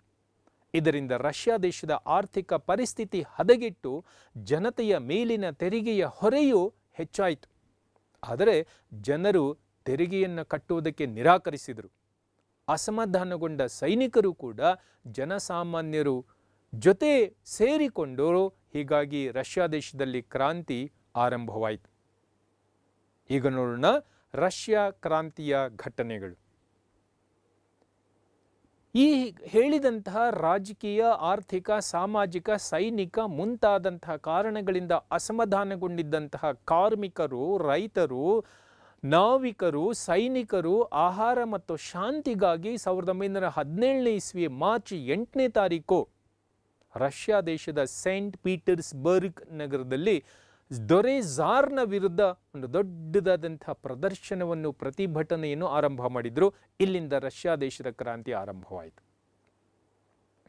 ಈ ಪ್ರದರ್ಶನದ ನಾಯಕತ್ವವನ್ನು ವಹಿಸಿಕೊಂಡಂಥ ಲೆನಿನ್ ಆವೇಶಭರಿತವಾದಂತಹ ಭಾಷಣವನ್ನು ಮಾಡಿದನು. ಕಾರ್ಮಿಕರು, ರೈತರು, ನಾವಿಕರು ಮುಂತಾದವರು ಸೇರಿದ್ದ ಸುಮಾರು 2,40,000 ಸಂಖ್ಯೆಯ ಜನತೆಯ ಒಗ್ಗಟ್ಟು ಮತ್ತು ದೃಢ ನಿರ್ಧಾರದಿಂದ ಗಾಬರಿಯಾದಂತಹ ಝಾರ್ ನಿಕೋಲಾಸ್ ಈ ಮೆರವಣಿಗೆಯನ್ನು ಮಾಡುತ್ತಿದ್ದ ಜನರನ್ನು ಚದುರಿಸುವ ಸಲುವಾಗಿ ತನ್ನ ಸೈನ್ಯವನ್ನು ಕಳುಹಿಸಿಕೊಟ್ಟನು. ಆದರೆ ಸೈನಿಕರು ಕೂಡ ಈಗ ಕ್ರಾಂತಿಕಾರರ ಜೊತೆ ಸೇರಿಕೊಂಡು ಕ್ರಾಂತಿಯ ಕಾವನ್ನು ಮತ್ತಷ್ಟು ಹೆಚ್ಚಿಸಿದರು. ಪರಿಸ್ಥಿತಿ ಕೈಮೀರಿ ಹೋಗಿದೆ ಎಂದು ಅರ್ಥ ಮಾಡಿಕೊಂಡಂತಹ ಝಾರ್ ನಿಕೋಲಾಸ್ ಮಾರ್ಚ್ 15ನೇ ತಾರೀಕು 1917ನೇ ಇಸ್ವಿಯಂದು ಸಿಂಹಾಸನವನ್ನು ತ್ಯಜಿಸಿದನು. ಹೀಗೆ ಯಾವುದೇ ರಕ್ತಪಾತ ಇಲ್ಲದೆಯೇ 1917ರ ಮಾರ್ಚ್ ಕ್ರಾಂತಿಯು ರಷ್ಯಾ ದೇಶದಲ್ಲಿ ಮುಕ್ತಾಯವಾಯಿತು. ನಂತರ ಮೆನ್ಶೆವಿಕ್ ಪಕ್ಷದ ನಾಯಕನಾಗಿದ್ದ ಕರೆನ್ಸ್ಕಿಯ ನಾಯಕತ್ವದಲ್ಲಿ ತಾತ್ಕಾಲಿಕ ಸರ್ಕಾರವು ರಷ್ಯಾ ದೇಶದಲ್ಲಿ ಅಸ್ತಿತ್ವಕ್ಕೆ ಬಂತು. ಈ ಮಂದಗಾಮಿಗಳ ಸರ್ಕಾರದ ಮುಖ್ಯಸ್ಥನಾಗಿದ್ದ ಕರೆನ್ಸ್ಕಿ ಮತ್ತೆ ಮೊದಲನೇ ಮಹಾಯುದ್ಧದಲ್ಲಿ ಭಾಗವಹಿಸಿ ಯುದ್ಧವನ್ನು ಮುಂದುವರಿಸಲು ಉತ್ಸಾಹಕನಾಗಿದ್ದನು. ಆದರೆ ರಷ್ಯಾದ ರೈತರು ಕಂದಾಯವನ್ನು ಕೊಡುವುದಕ್ಕೆ, ರಷ್ಯಾದ ಕಾರ್ಮಿಕರು ದುಡಿಯುವುದಕ್ಕೆ ಮತ್ತು ರಷ್ಯಾದ ಸೈನಿಕರು ಯುದ್ಧವನ್ನು ಮಾಡುವುದಕ್ಕೆ ನಿರಾಕರಿಸಿಬಿಟ್ಟರು. ಅಲ್ಲದೆಯೇ ಸಾಕಷ್ಟು ಪ್ರಮಾಣದಲ್ಲಿ ಯುದ್ಧ ಸಾಮಗ್ರಿಗಳೂ ಕೂಡ ಇರಲಿಲ್ಲ. ಒಟ್ಟಾರೆ ರಷ್ಯಾದ ಸಮಸ್ಯೆಗಳನ್ನು ಪರಿಹಾರ ಮಾಡುವ ಸಲುವಾಗಿ ಕರೆನ್ಸ್ಕಿ ನೇತೃತ್ವದ ಮೆನ್ಶೆವಿಕ್ ಸರ್ಕಾರ ವಿಫಲವಾಗಿ ಹೋಯಿತು. ಈ ಮೆನ್ಶೆವಿಕ್ ಸರ್ಕಾರದ ಈ ವೈಫಲ್ಯತೆಯೇ ರಷ್ಯಾ ದೇಶದಲ್ಲಿ 1917ನೇ ಇಸ್ವಿಯ ಅಕ್ಟೋಬರ್ ತಿಂಗಳಿನಲ್ಲಿ ಮತ್ತೊಂದು ಕ್ರಾಂತಿ ಆರಂಭ ಆಗುವುದಕ್ಕೆ ಕಾರಣವಾಯಿತು. ಆಗ ಆರಂಭವಾದಂಥ ಮತ್ತೊಂದು ಕ್ರಾಂತಿಯೇ ಬೋಲ್ಶೆವಿಕ್ ಕ್ರಾಂತಿ. ಪ್ರಿಯ ವಿದ್ಯಾರ್ಥಿಗಳೇ, ಈಗ ನೋಡೋಣ ಬೋಲ್ಶೆವಿಕ್ ಕ್ರಾಂತಿ. ಬೋಲ್ಶೆವಿಕ್ ಕ್ರಾಂತಿಯನ್ನು ಅಕ್ಟೋಬರ್ ಕ್ರಾಂತಿ ಎಂದು ಕೂಡ ಕರೆಯುತ್ತಾರೆ. ಲೆನಿನ್ ಈ ಬೋಲ್ಶೆವಿಕ್ ಕ್ರಾಂತಿಯ ನಾಯಕ. ಸ್ನೇಹಿತನಾಗಿದ್ದ ಟ್ರಾಟಸ್ಕಿಯ ಬೆಂಬಲದಿಂದ ಕೆಂಪು ಸೈನ್ಯ ಅಥವಾ ಚಕಾವನ್ನು ಕಟ್ಟಿದಂತಹ ಲೆನಿನ್ ಸಮಯವನ್ನು ಸಾಧಿಸಿ ಪೆಟ್ರೋಗ್ರಾಡ್ ನಗರದ ಸರ್ಕಾರಿ ಕಚೇರಿಗಳ ಮೇಲೆ ದಾಳಿ ಮಾಡಿ ತಾತ್ಕಾಲಿಕ ಸರ್ಕಾರದ ಕೇಂದ್ರ ಸ್ಥಳವಾದ ವಿಂಟರ್ ಪ್ಯಾಲೇಸ್ ಅನ್ನು ತನ್ನ ವಶಕ್ಕೆ ತೆಗೆದುಕೊಂಡನು. ನಂತರ ಕರೆನ್ಸ್ಕಿ ಮತ್ತು ಅವನ ಬೆಂಬಲಿಗರು ಅಲ್ಲಿಂದ ನಿರ್ಗಮಿಸಿಬಿಟ್ರು. ಹೀಗೆ ಬೋಲ್ಶೆವಿಕ್ ಅಥವಾ ಅಕ್ಟೋಬರ್ ಕ್ರಾಂತಿಯೂ ಕೂಡ ಮುಕ್ತಾಯವಾಯಿತು. ನಂತರ ಲೆನಿನ್ನ ನೇತೃತ್ವದ ಸಮತಾವಾದಿ ಗಣರಾಜ್ಯ ಅಥವಾ USS R Union of Soviet Socialistic Republic ಅಥವಾ ಕಮ್ಯುನಿಸ್ಟ್ ಸರ್ಕಾರ ಅಸ್ತಿತ್ವಕ್ಕೆ ಬಂದಿತು. ಮಕ್ಕಳೇ, ಈಗ ನೋಡೋಣ ಲೆನಿನ್ನ ಜೀವನ ಮತ್ತು ಸಾಧನೆಗಳನ್ನು ಕುರಿತು. ಪ್ರಿಯ ವಿದ್ಯಾರ್ಥಿಗಳೇ, 1870 April 22 Vladimir Ilyich Ulyanov alias Lenin ಜನಿಸಿದನು. ಲೆನಿನ್ ಎಂಬುದು ಅವನ ಒಂದು ಗುಪ್ತನಾಮವಾಗಿತ್ತು. ಕಜಿನ್ ವಿಶ್ವವಿದ್ಯಾನಿಲಯದಲ್ಲಿ ವಿದ್ಯಾಭ್ಯಾಸ ಮಾಡುತ್ತಿದ್ದಾಗ ಕ್ರಾಂತಿಕಾರಿಯಾಗಿದ್ದರ ಪರಿಣಾಮವಾಗಿ ವ್ಲಾಡಿಮಿರ್ ಇಲಿಚ್ ಉಲಿಯನೋವ್ನನ್ನು ಬಂಧಿಸಿ ಸೈಬೀರಿಯಾಕ್ಕೆ ಗಡೀಪಾರು ಮಾಡಲಾಯಿತು. ಈ ವೇಳೆಯಲ್ಲಿಯೇ ಲೆನಿನ್ ಇಸ್ಕ್ರಾ ಅಥವಾ ದಿ ಸ್ಪಾರ್ಕ್ ಅಥವಾ ಕಿಡಿ ಎನ್ನುವ ಪತ್ರಿಕೆಯನ್ನು ಆರಂಭ ಮಾಡಿದ್ದನು. ಕಿಡಿಯಿಂದ ಮಹಾಜ್ವಾಲೆ ಎಂಬುದು ಲೆನಿನ್ನ ಒಂದು ನೀತಿಯಾಗಿತ್ತು, ಅವನ ಹೇಳಿಕೆಯಾಗಿತ್ತು. ಮೂಲತಃ ಕಾರ್ಲ್ ಮಾರ್ಕ್ಸ್ನ ವಿಚಾರಗಳಿಂದ ಪ್ರಭಾವಿತನಾಗಿದ್ದ ಲೆನಿನ್ ತನ್ನ ಅಸಾಧಾರಣವಾದ ಉಪನ್ಯಾಸಗಳನ್ನು ನೀಡಿ ಬಹಳ ಬೇಗನೆ ಕಾರ್ಮಿಕರ ಮತ್ತು ರೈತರ ಸಹಾನುಭೂತಿ ಮತ್ತು ಬೆಂಬಲವನ್ನು ಗಳಿಸಿಕೊಂಡು ಝಾರ್ನ ದಬ್ಬಾಳಿಕೆಯನ್ನು ಕಿತ್ತೊಗೆದು ಕಮ್ಯುನಿಸ್ಟ್ ಸರ್ಕಾರವನ್ನು ಸ್ಥಾಪನೆ ಮಾಡಿ ಕಾರ್ಮಿಕರಿಗೆ ರೈತರಿಗೆ ಬೆಂಬಲವನ್ನು ನೀಡಲು ಬಯಸಿದ್ದನು ಲೆನಿನ್. 1917 ಮಾರ್ಚ್ ಕ್ರಾಂತಿಯ ನಂತರ ಸ್ಥಾಪನೆಯಾಗಿ ಜನರ ಸಮಸ್ಯೆಗಳನ್ನು ಬಗೆಹರಿಸಲು ವಿಫಲವಾಗಿದ್ದ ಕರೆನ್ಸ್ಕಿ ನೇತೃತ್ವದ ಮೆನ್ಶೆವಿಕರ ಸರ್ಕಾರವನ್ನು ಕಿತ್ತೊಗೆಯಲು ಸ್ನೇಹಿತನಾದಂತಹ ಟ್ರಾಟ್ಸ್ಕಿಯ ಬೆಂಬಲದಿಂದ ಕೆಂಪು ಸೈನ್ಯ ಅಥವಾ ಚೆಕಾವನ್ನು ಸಂಘಟಿಸಿ ಅಕ್ಟೋಬರ್ ಕ್ರಾಂತಿಯನ್ನು ಜರುಗಿಸಿ ಬೋಲ್ಶೆವಿಕ್ ಪಕ್ಷದ ನಾಯಕತ್ವದಲ್ಲಿ ಸಮತಾವಾದಿ ಗಣರಾಜ್ಯ ಅಥವಾ ಕಮ್ಯುನಿಸ್ಟ್ ಸರ್ಕಾರವನ್ನು ರಷ್ಯಾ ದೇಶದಲ್ಲಿ ಸ್ಥಾಪಿಸಿ ಜನತೆಗೆ ರೊಟ್ಟಿ, ಶಾಂತಿ ಮತ್ತು ಭೂಮಿಯನ್ನು ಕೊಡುವಂಥ ವಾಗ್ದಾನವನ್ನು ಈಗ ಲೆನಿನ್ ನೀಡಿದನು. ಮುಂದೆ ರಷ್ಯಾದಲ್ಲಿ ಅಧಿಕಾರವನ್ನು ವಹಿಸಿಕೊಂಡಂತಹ ಲೆನಿನ್ ಮೊದಲು ಜರ್ಮನಿಯೊಂದಿಗೆ ಒಪ್ಪಂದವನ್ನು ಮಾಡಿಕೊಂಡು ರಷ್ಯಾ ದೇಶವನ್ನು ಮೊದಲ ಮಹಾಯುದ್ಧದ ಹೊರಗಡೆ ತಂದನು. ರಷ್ಯಾದಲ್ಲಿ ಹೊಸ ರಾಜ್ಯಾಂಗವನ್ನು ರಚನೆ ಮಾಡಿ ಪ್ರತಿಯೊಬ್ಬ ಪ್ರಜೆಯೂ ಕೂಡ ತನ್ನ ಸಾಮರ್ಥ್ಯವಿದ್ದಷ್ಟು ಕೆಲಸ ಮಾಡಿ ಅದಕ್ಕೆ ತಕ್ಕಂತೆ ಪ್ರತಿಫಲ ಪಡೆಯುವ ಹಾಗೆ ಮಾಡಿದನು. ಮುಂದೆ ಬ್ಯಾಂಕುಗಳು, ಕಾರ್ಖಾನೆಗಳು, ಗಣಿ, ರೈಲ್ವೆ, ಭೂಮಿ ಇತ್ಯಾದಿಗಳನ್ನು ರಾಷ್ಟ್ರೀಕರಣ ಮಾಡಲಾಯಿತು. ರಷ್ಯಾ ದೇಶದಲ್ಲಿ ಪಡಿತರ ಪದ್ಧತಿಯನ್ನು ಜಾರಿಗೆ ತಂದನು ಲೆನಿನ್. ಲೆನಿನ್ ಶಿಕ್ಷಣವನ್ನು ರಾಷ್ಟ್ರೀಕರಣ ಮಾಡಿ ಬೋಧನಾ ಪದ್ಧತಿಯಲ್ಲಿ ಕಮ್ಯುನಿಸ್ಟ್ ತತ್ವಗಳನ್ನು ಅಳವಡಿಸಿದನು. 1920 ವೇಳೆಗೆ ಲೆನಿನ್ ತನ್ನ ಆಂತರಿಕ ಮತ್ತು ಬಾಹ್ಯ ಸಮಸ್ಯೆಗಳನ್ನು ತನ್ನದೇ ಆದಂತಹ ಸುಮಾರು 25,000 ಸಂಖ್ಯೆಯ ಬಲವುಳ್ಳ ಕೆಂಪು ಸೈನ್ಯ ಅಥವಾ ಚೆಕಾದ ಮೂಲಕ ಸಂಪೂರ್ಣವಾಗಿ ಅಡಗಿಸಿ ಲೆನಿನ್ ರಷ್ಯಾದಲ್ಲಿ ಶಾಂತಿಯನ್ನು ಸ್ಥಾಪಿಸಿದನು. ಹಾಗೆ ಲೆನಿನ್ ಕಾರ್ಲ್ ಮಾರ್ಕ್ಸ್ನ ಅನುಯಾಯಿಯಾಗಿದ್ದು ಕಾರ್ಲ್ ಮಾರ್ಕ್ಸ್ನ ಸಿದ್ಧಾಂತ ಮತ್ತು ತತ್ವಗಳನ್ನು ರಷ್ಯಾದ ರಚನಾತ್ಮಕ ಕಾರ್ಯಗಳಲ್ಲಿ ಅಳವಡಿಸಿಕೊಂಡು ಸಮತಾವಾದದ ತತ್ವಗಳ ಆಧಾರದ ಮೇಲೆ ರಷ್ಯಾದ ಸಾಮಾಜಿಕ ಮತ್ತು ಆರ್ಥಿಕ ಜೀವನವನ್ನು ಸುಧಾರಿಸಲು ಪ್ರಯತ್ನಿಸಿದನು. ಹಾಗೆ ರಷ್ಯಾಕ್ಕೆ USSR Union of Soviet Socialistic Republic ಎನ್ನುವ ಹೊಸ ಹೆಸರನ್ನು ನೀಡಿದನು. 1921 ಇಸ್ವಿಯಲ್ಲಿ ರಾಜ್ಯಾಂಗವನ್ನು ಜಾರಿಗೆ ತಂದು ಏಕಪಕ್ಷೀಯ ಸರ್ಕಾರವನ್ನು ರೂಪಿಸಿದನು. ಉಳಿದ ಎಲ್ಲ ಪಕ್ಷಗಳನ್ನು ನಿಷೇಧಿಸಿ ಕಮ್ಯುನಿಸ್ಟ್ ಪಕ್ಷವನ್ನು ರಷ್ಯಾ ದೇಶದ ಅಧಿಕೃತ ಪಕ್ಷವನ್ನಾಗಿ ಮಾಡಿದನು ಲೆನಿನ್. ಮುಂದೆ ಲೆನಿನ್ ತನ್ನದೇ ಆದಂತಹ ಹೊಸ ಆರ್ಥಿಕ ನೀತಿ NEP ನ್ಯೂ ಎಕನಾಮಿಕ್ ಪಾಲಿಸಿಯನ್ನು ರೂಪಿಸಿದನು. ಈ NEPಯ ಪ್ರಕಾರ ಎಲ್ಲ ಉತ್ಪಾದನಾಂಗಗಳನ್ನು ರಾಷ್ಟ್ರೀಕರಣ ಮಾಡಿದನು ಲೆನಿನ್. ಪ್ರಜೆಗಳು ರಾಷ್ಟ್ರದ ಮತ್ತು ಸಮಾಜದ ಹಿತಕ್ಕಾಗಿ ದುಡಿಯುವಂತೆ ಆದೇಶಿಸಿದನು. ಜನತೆಗೆ ಉದ್ಯೋಗವನ್ನು ನೀಡಿ ಅವರ ಆಸ್ತಿಯ ಹಕ್ಕನ್ನು ಕಸಿದುಕೊಂಡನು. ಈ ರೀತಿ ರಷ್ಯಾದ ಪ್ರಗತಿಗೆ ಶ್ರಮಿಸಿದಂಥ ಲೆನಿನ್ 1924 ಮರಣ ಹೊಂದಿದನು. ಲೆನಿನ್ ಮರಣ ಹೊಂದಿದ ನಂತರ ಸ್ಟಾಲಿನ್ ಟ್ರಾಟಸ್ಕಿಯನ್ನು ಓಡಿಸಿ ರಷ್ಯಾ ದೇಶದಲ್ಲಿ ಅಧಿಕಾರಾರೂಢನಾದನು ಸ್ಟಾಲಿನ್ ರಷ್ಯಾದಲ್ಲಿ ಸಮತಾವಾದಿ ಪ್ರಭುತ್ವವನ್ನು ಸ್ಥಿರಗೊಳಿಸಿ ದೇಶದ ಪ್ರಗತಿಗಾಗಿ ಅನೇಕ ಕಾರ್ಯಕ್ರಮಗಳನ್ನು ಕೈಗೊಂಡನು. ಸ್ಟಾಲಿನ್ ರಷ್ಯಾ ದೇಶದಲ್ಲಿ ಮೊದಲ ಬಾರಿಗೆ ಪಂಚವಾರ್ಷಿಕ ಯೋಜನೆಗಳನ್ನು ಜಾರಿಗೆ ತಂದನು. ಮುಂದೆ ರಷ್ಯಾ ಕೈಗಾರಿಕೆ ಮತ್ತು ವೈಜ್ಞಾನಿಕ ವಲಯದಲ್ಲಿ ಮಹತ್ತರವಾದ ಪ್ರಗತಿಯನ್ನು ಸಾಧಿಸಲು ಕಾರಣನಾದವನು ಸ್ಟಾಲಿನ್. ಈ ಸ್ಟಾಲಿನ್ 1953ನೇ ಇಸ್ವಿಯಲ್ಲಿ ನಿಧನನಾದನು. ಪ್ರಿಯ ವಿದ್ಯಾರ್ಥಿಗಳೇ, ಇಷ್ಟೆಲ್ಲವನ್ನು ಸೇರಿಸಿ ನಾವು ರಷ್ಯಾದ ಕ್ರಾಂತಿ, ಅದರ ಪರಿಣಾಮಗಳು, ಹಾಗೆ ಲೆನಿನ್ ಮತ್ತು ಲೆನಿನನ ಜೀವನ ಹಾಗೂ ಸಾಧನೆಗಳು ಎನ್ನುವ ವಿಚಾರದಲ್ಲಿ ತಿಳಿಸಿದ್ದೇನೆ.